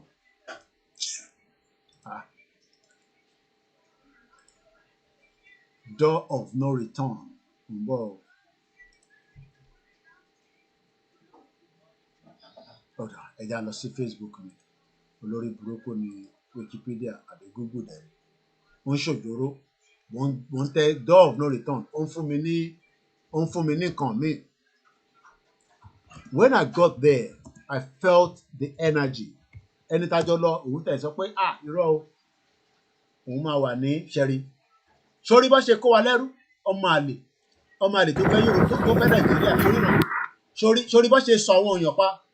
Bó ṣe so wọ́n níjọ́ náà lọ́hùn náà nìyẹn. Tó ń kó wọn lọ lẹ́rú sórí. Can you see it? Can you see it? Sórí. Ní Kweda, door of no return ló ń pè bẹ́ẹ̀ yẹn. Sórí bó ṣe kó wa lẹ́rú. Sórí bó ṣe kó wa lẹ́rú. Sórí o ṣàròjù tó bá tẹ̀ o ṣàròjù mi. Eléyìí ò ṣe AI video. Èmi ni mo record ẹ̀ fúnra mi o. Nígbà tá a wà l'Áfíríkà, àdúpẹ́ fọ́lọ́pàá lọ́pàá.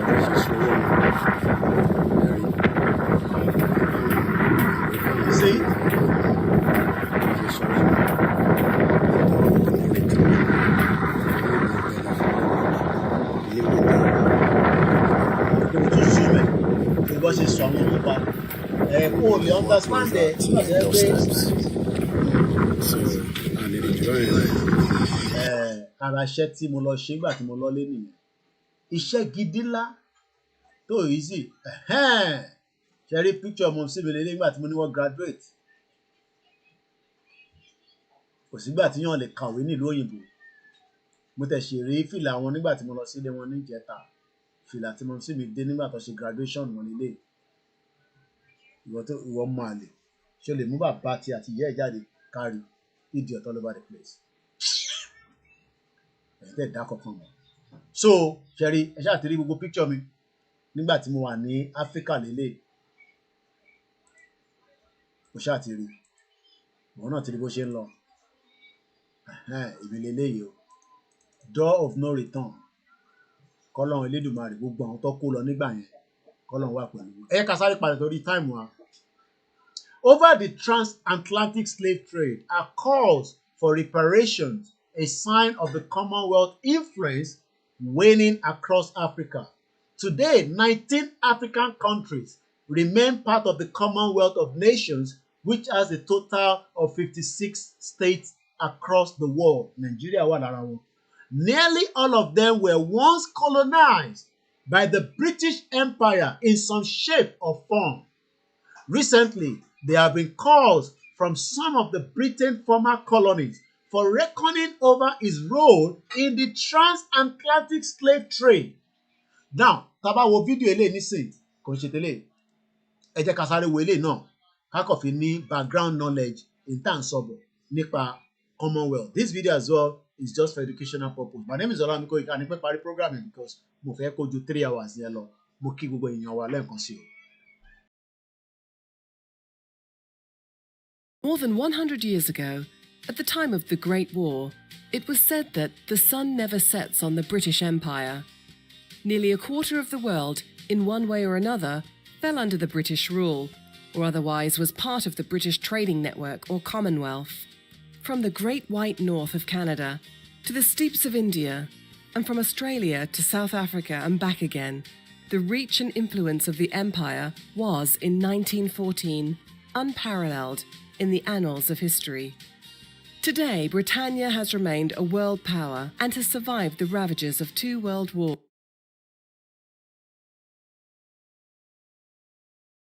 Quickly because of our time. Mo ṣì náà article kankan tí mo tún fẹ́ mú jáde. The British Commonwealth of Nations, how the Commonwealth arose from a crumbling empire. Britain's new king, Charles III, will take the reins of his organization composed of former colonies, but the royal family leadership of the Commonwealth is no longer given. Here is why. The death of Queen Elizabeth II set into motion a historic transition of power, not just in Britain, but in the 54 countries across the world that maintain ties to the royal family as member of the Commonwealth of Nations, an international organization composed mainly of former British colony. Ìyẹn ni Alex Jones ṣe sọ pé no. Trump má ṣe mistake. We don't want to be part of this shithole organization because shithole ni kò ní àǹfààní kankan tó máa ṣe fún America. Ẹ jẹ́ àgbọ̀n tí Alex Jones tó ń sọ níbí báyìí. Trump came out yesterday in response to Keir Starmer announcing the news that the secret message that King Charles is going to bring next week to President Trump at the White House is an invite to be a member of the British Commonwealth, an associate member. And I posted a video saying this is just outrageous. Now, it doesn't mean Trump has done it, but the fact that Trump said he would be open to it is outrageous, ladies and gentlemen. Being an associate member isn't just ceremonial. I have covered these Commonwealths, and the fact is that means you are affiliated with the British Empire and that the sovereign head of that is the King of England. You are affiliated. Tó bá ti join it, you are now an affiliated into this shithole organization. Ìdí tí Yorùbá ṣe gbọ́dọ̀ tètè kúrò, mo kí ẹ sísá mi àṣà ti ṣe. Ìdí tí a ṣe gbọ́dọ̀ pull out from this contraction as quickly as possible. Òun ni gbogbo àlàyé tá à ń sọ̀rọ̀ lé lórí Commonwealth. Commonwealth is not for us. Let me see if I have another one more article.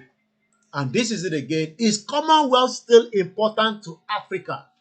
The young Africans see few benefit to being part of Commonwealth of Nations, an international organization that grew out of a crumbling British Empire. Ṣé gbọ́n nǹkan tó pè ní crumbling bẹ́ẹ̀ yẹn? Ẹ jẹ́ ká lọ wo meaning crumbling.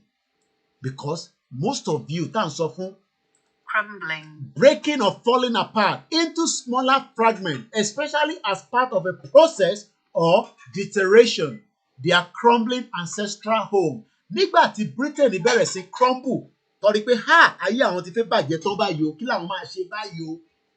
Kí ni wọ́n padà wá ṣe? Wọ́n bẹ̀rẹ̀ sí ṣe ọgbọ́n ẹ̀wọ̀n pé Yorùbá tèmi ò lè lọ dáadáa báyìí. Àkérémákè àbí whatever tá a máa ń pè ṣá, ó ti yé yín.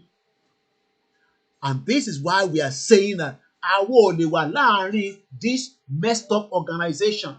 The Commonwealth of Nations is as old as its official head, King Charles III. This union of sovereign states has existed in its current form for 75 years. Kí láǹfààní tó ṣe fún ọ? Ọmọ òfò tó ń pariwo Yorùbá nation kan ló fẹ́, ó ló fẹ́ Nàìjíríà. Kí ni àǹfààní Commonwealth tó wọ ìwọ tó ń gbọ́ mi ní Nàìjíríà? Má farawẹ́ tó wà lábroad o, òun ti jápa. On the 56 member states, 21 are in Africa. Olórí burúkú Nàìjíríà wà láàárín wọn. African countries are just in the Commonwealth because of our historical ties to the monarch. It is high time we restore our strategy with them, 34 years old Ghanaian told DW. Ọmọ 34 years ago ti sọ pé kí là ń ṣe pẹ̀lú wọn? But títorí pé ìwọ ní understanding ẹ̀, mo ó pè nísìn tí mo ti gbé wá bẹ́ẹ̀, tí mo ti ṣàlàyé ẹ̀, ó tún ní máa takò pé kí Yorùbá kó má dá dúró gẹ́gẹ́ bí orílẹ̀-èdè. Lóòótọ́ in tó ò bá yéèyàn, èèyàn gbọ́dọ̀ takò torí kò yé yín ni. But nísìn tí mo ti ṣàwọn àlàyé tó pọ̀ lórí ẹ̀, má tún takò mọ́ o.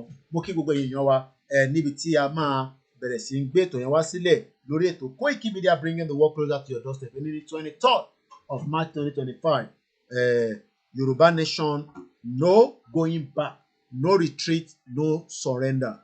We have just about 20 minutes. Ó yẹ kí ẹ jẹ́ n gbé kámẹ́rà mi wá sí ibi ìbà ìpadà torí àwọn ọmọ mi tí wọ́n lè ní access sí ẹ má bínú èèyàn wa níbí ìbà.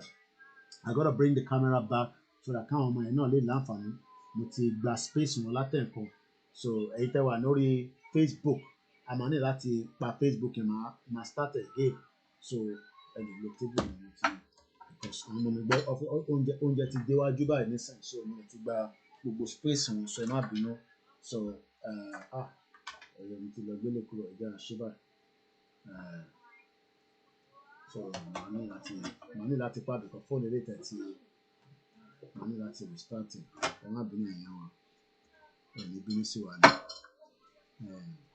I manage gbogbo ẹ̀ náà ẹ mọ̀ pé inú ilé ni mo ti ń stream, so you have to accept it as it is. It's not a studio, so I manage gbogbo ẹ̀ náà ní studio.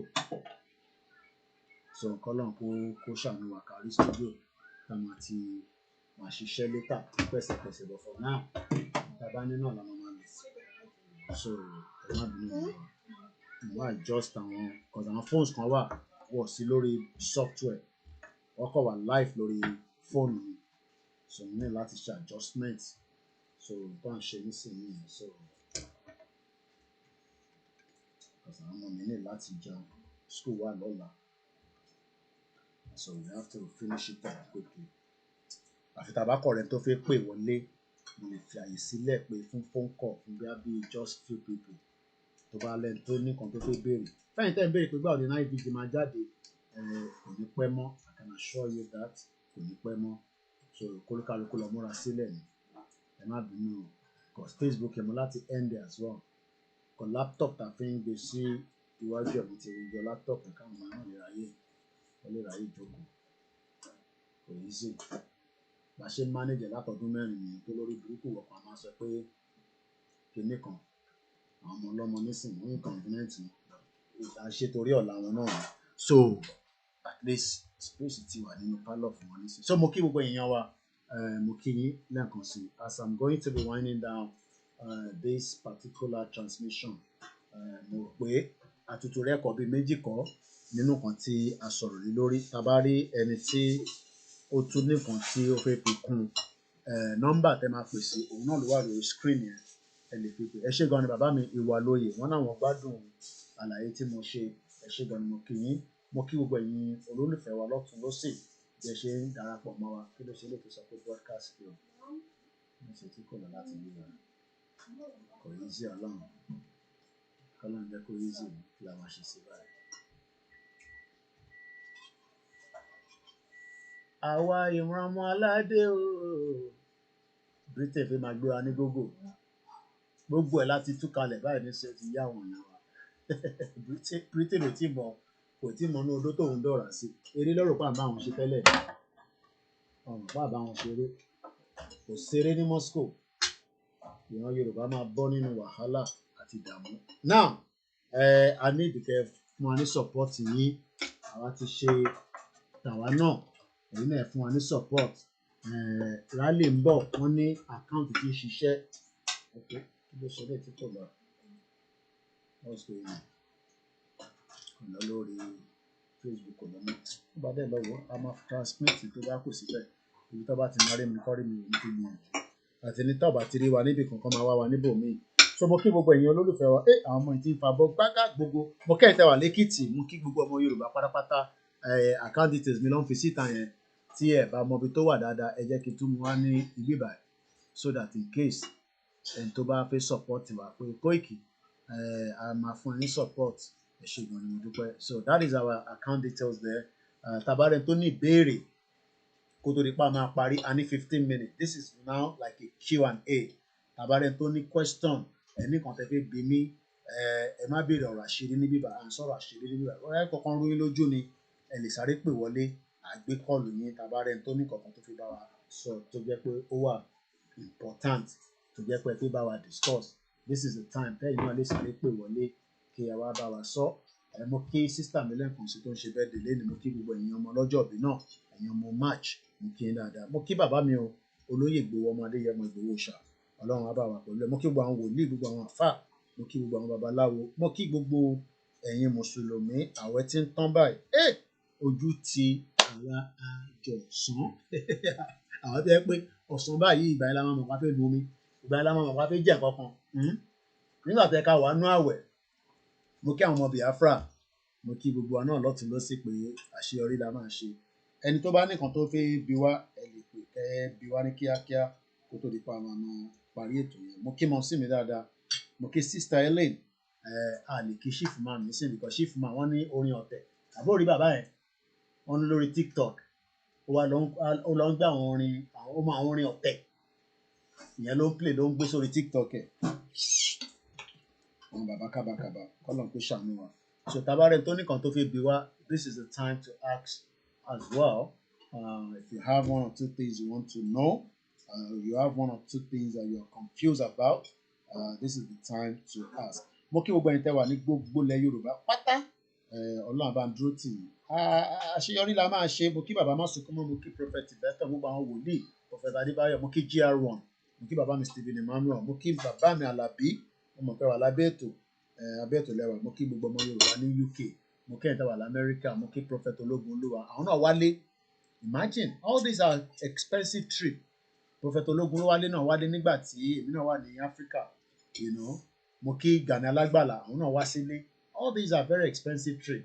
So ẹ jọ̀ọ́ ẹ ṣàánú wa, ẹ ràn wá lọ́wọ́, ẹ fún wa ní pounds, ẹ fún wa ní náírà, ẹ dẹ̀ fàdúrà ràn mí lọ́wọ́ pé àṣeyọrí ni gbogbo wa máa ṣe. Mo kí gbogbo ọlẹ́ẹ̀kan sí i.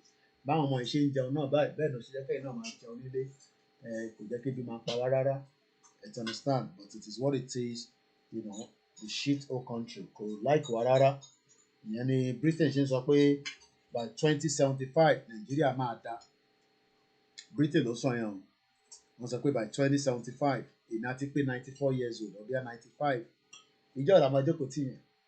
Gbogbo yẹn náà ìrọ́lọ́ ló bá dé. So this is not the time to joke. This is the time to be truthful with ourselves. Àwọn tó believe in it is fine. Àwọn tá believe in it, ẹ jẹ́ ká gbàgbọ́ délẹ̀. ẹ má yẹ ká dispute, ẹ má yẹ ká máa wò pé kò ní ṣeé ṣe, kò sí nǹkan tó ṣeé ṣe, ó possible gan. So we're just about 13 minutes.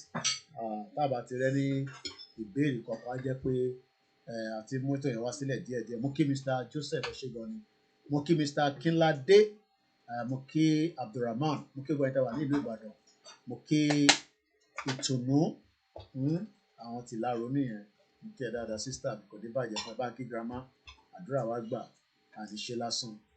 Gbogbo yín ọkùnrin máa balẹ̀ ní farabalẹ̀, ó kù díẹ̀ ẹ ṣáà yẹ ká tẹ̀ sí gbogbo olójú gbogbo àwọn olóṣèlú olè. Election tí ń bọ̀ ní sí gbogbo owó tó ti há bọ̀ á bẹ̀rẹ̀ sí fún síta nígbà tó ti fìyà jà àwọn èèyàn títí owó tó yẹ kó fi ṣe ẹ̀rí tí Dino Melaye ojoojúmọ́ nìyẹn ló ń ṣe Instagram video. Owó tó yẹ kó lò fún aráàlú ó ti dá lò fún rẹ̀. Àwọn olè, àwọn jàgùdà, àwọn kéèyàn kan máa ní àwọn nìkan ló fẹ́ ní. Mr. Ọláwọ̀yìn mo kí ń jàre ṣàlàfíà lẹ́wà ń bẹ̀. Mo kí gbogbo èèyàn wa o, mo kí gbogbo wa pé a kó palẹ̀ mọ́. Mo kí Ọ̀tún Prayer Mountain, ẹ jẹ́ ká máa fàdúrà yẹn jagun. Mr. Bobo mo kí yẹn ṣe gan ni. We are running on many YouTube channels, mẹ́ta là ń lò. Tó bá ti subscribe sórí backup wa, ibì kan wà tẹ́ gbọ́dọ̀ ti rí wa wò. Mo kí àwọn tèmi tó ń wò mí tó ń gbọ́ mi lórí Mixela. Ògúnmọ́lá ní chief máàmù ìsọnù. Àtẹ̀mọ̀ pé Fúlàní gan ni sẹ̀, àbẹ́rẹ́ ríran ò báyìí. Mo ń gbọ́ Yorùbá wuyì tí àfáà kan ní gbogbo wọn pátá gbogbo àwọn ní Fúlàní àti kẹran mẹ́rò. Mo kí gbogbo ẹ̀yin Ìjẹ̀bú Òde parapọ̀, mo kí Ìfẹ́lódùn, mo kí Àwòrò Ṣàṣà, mo kí bàbá mi ọba Ògbóni Àbáláyé, mo kí gbogbo wa o. Àní ṣàṣetì, mo kẹ́yìn tẹ́ wà ní Canada o. Ẹ jẹ́ ká máa tẹ̀síwájú, a máa délẹ̀ lérí ìṣọmọ lókù bẹ́ẹ̀ ni àbí sí pẹ̀lú ìyá rẹ̀. Gbogbo ẹ̀yin diaspora náà wọ́n ní kẹ́ máa múra sílẹ̀ fún rally. Gbogbo wa náà la níṣẹ́ tájọ máa ṣe. Tó bá ti ń jáde nílé á jáde ní ìlú òyìnbó náà. So and on that note, ẹ jẹ́ kémi náà lọ wá jíjẹ kí lọ fi sí ìkùn mi. Ìtàṣelé mi ti tó. Ọlọ́run kó gbàdúrà wa. Gbogbo phones náà eré náà ní low storage, phone may slow down. Ẹrù ti pọ̀ jù lórí àwọn phones yẹn, kọ́lọ́run kó ṣàánú wa. Need another good phones. So and on that note, I gotta go now because I have to go and do other things. It's exactly 3 hours program, and I hope you've learned something about the Commonwealth, which is very, very important. Commonwealth is one of the criminal globalists. Ọlọ́dà gbogbo wàhálà sí wa lọ́rùn báyìí. Ademayora. Yemi Fatoki Mukiama Uche, how you doing? How's the weather on the other side? Olabandrotie, thank you so much, my brother. I love you too much. Mr. Adeshina Moki, Bishop Adeshina Moki, Mr. Jola, ṣé ti rí gbogbo àwọn àwàdà tí àwọn ọmọ onítìrì mo ti post àwọn fídíò yẹn. Ẹ rí Wálé Àlè bó ṣe ń tẹ̀ sí criminal Dúpọ̀ Onítìrì lójú. Ìbá sọ fún gbogbo wọn nígbà yẹn, sọ fún wọn ọ̀dà wa lóhùn, sọ fún wọn ní rọ́là ń pa Dúpẹ́ títà ó ti gba country fún wọn, àwọn ti wà lórílẹ̀‐èdè wọn pẹ̀lú ìjìnlẹ̀ olórí sápálá tó wà Turkey bẹ́ẹ̀ tó ń parọ́ fúnra wọn. So gbogbo wọn lọ́mọ̀ pé rọ́lọ́pàá at the end of the day but of accept. So that is about it tonight. We'll catch up again during the week. Èmi ò ní time tèmi máa ń ṣe program ọlọ́ọ̀bá ní kẹ́ bá ń pàdé ní tẹ́ bá dẹ̀ bá ń pàdé ẹ máa wò ní from other platform. Ó kí ó gbọ́ ẹ tẹ́ wà lórí Instagram àfojúpẹ́ ní kankan rẹ o. Ẹni tó bá jẹ́ ọmọ Yorùbá nation ìbú òní dọ́dọ̀ ẹ̀ tó bá ṣe ọmọ Yorùbá nation bomb blaster ní òun takọ ọmọ Yorùbá orí ẹ̀ òpè. Thank you so much. I'm gonna be going now because Abiodun Monday mo kí gbogbo everybody pátá àtẹ̀ntí mo mọ̀ gbogbo iná la kí o. Adílẹ̀ lérí lágbára Ọlọ́run àṣeyọrí la máa ṣe àníṣàṣetì láyé wa. Gbogbo ẹ tó bá náà ní lọ ìrọ̀lẹ́ pa Yorùbá máa dá dúró àdè máa kúrò nínú Nàìjíríà. Professor Akintoye àwọn ọlọ́mọ abáwa gbé àsíá yẹn délẹ̀ lérí. Ẹ jẹ́ ká túbọ̀ múra sí o. Ẹ dáwó sínú YSDL, ẹ dáwó sí ẹwà ọ̀ranyàn. Ire o, Koiki Media bringing the work closer to you. Mo kí gbogbo àwọn tí mi pátá, I cannot do it without them, and with them it has made my job very, very easy. Ẹ support wa o. Bye for now.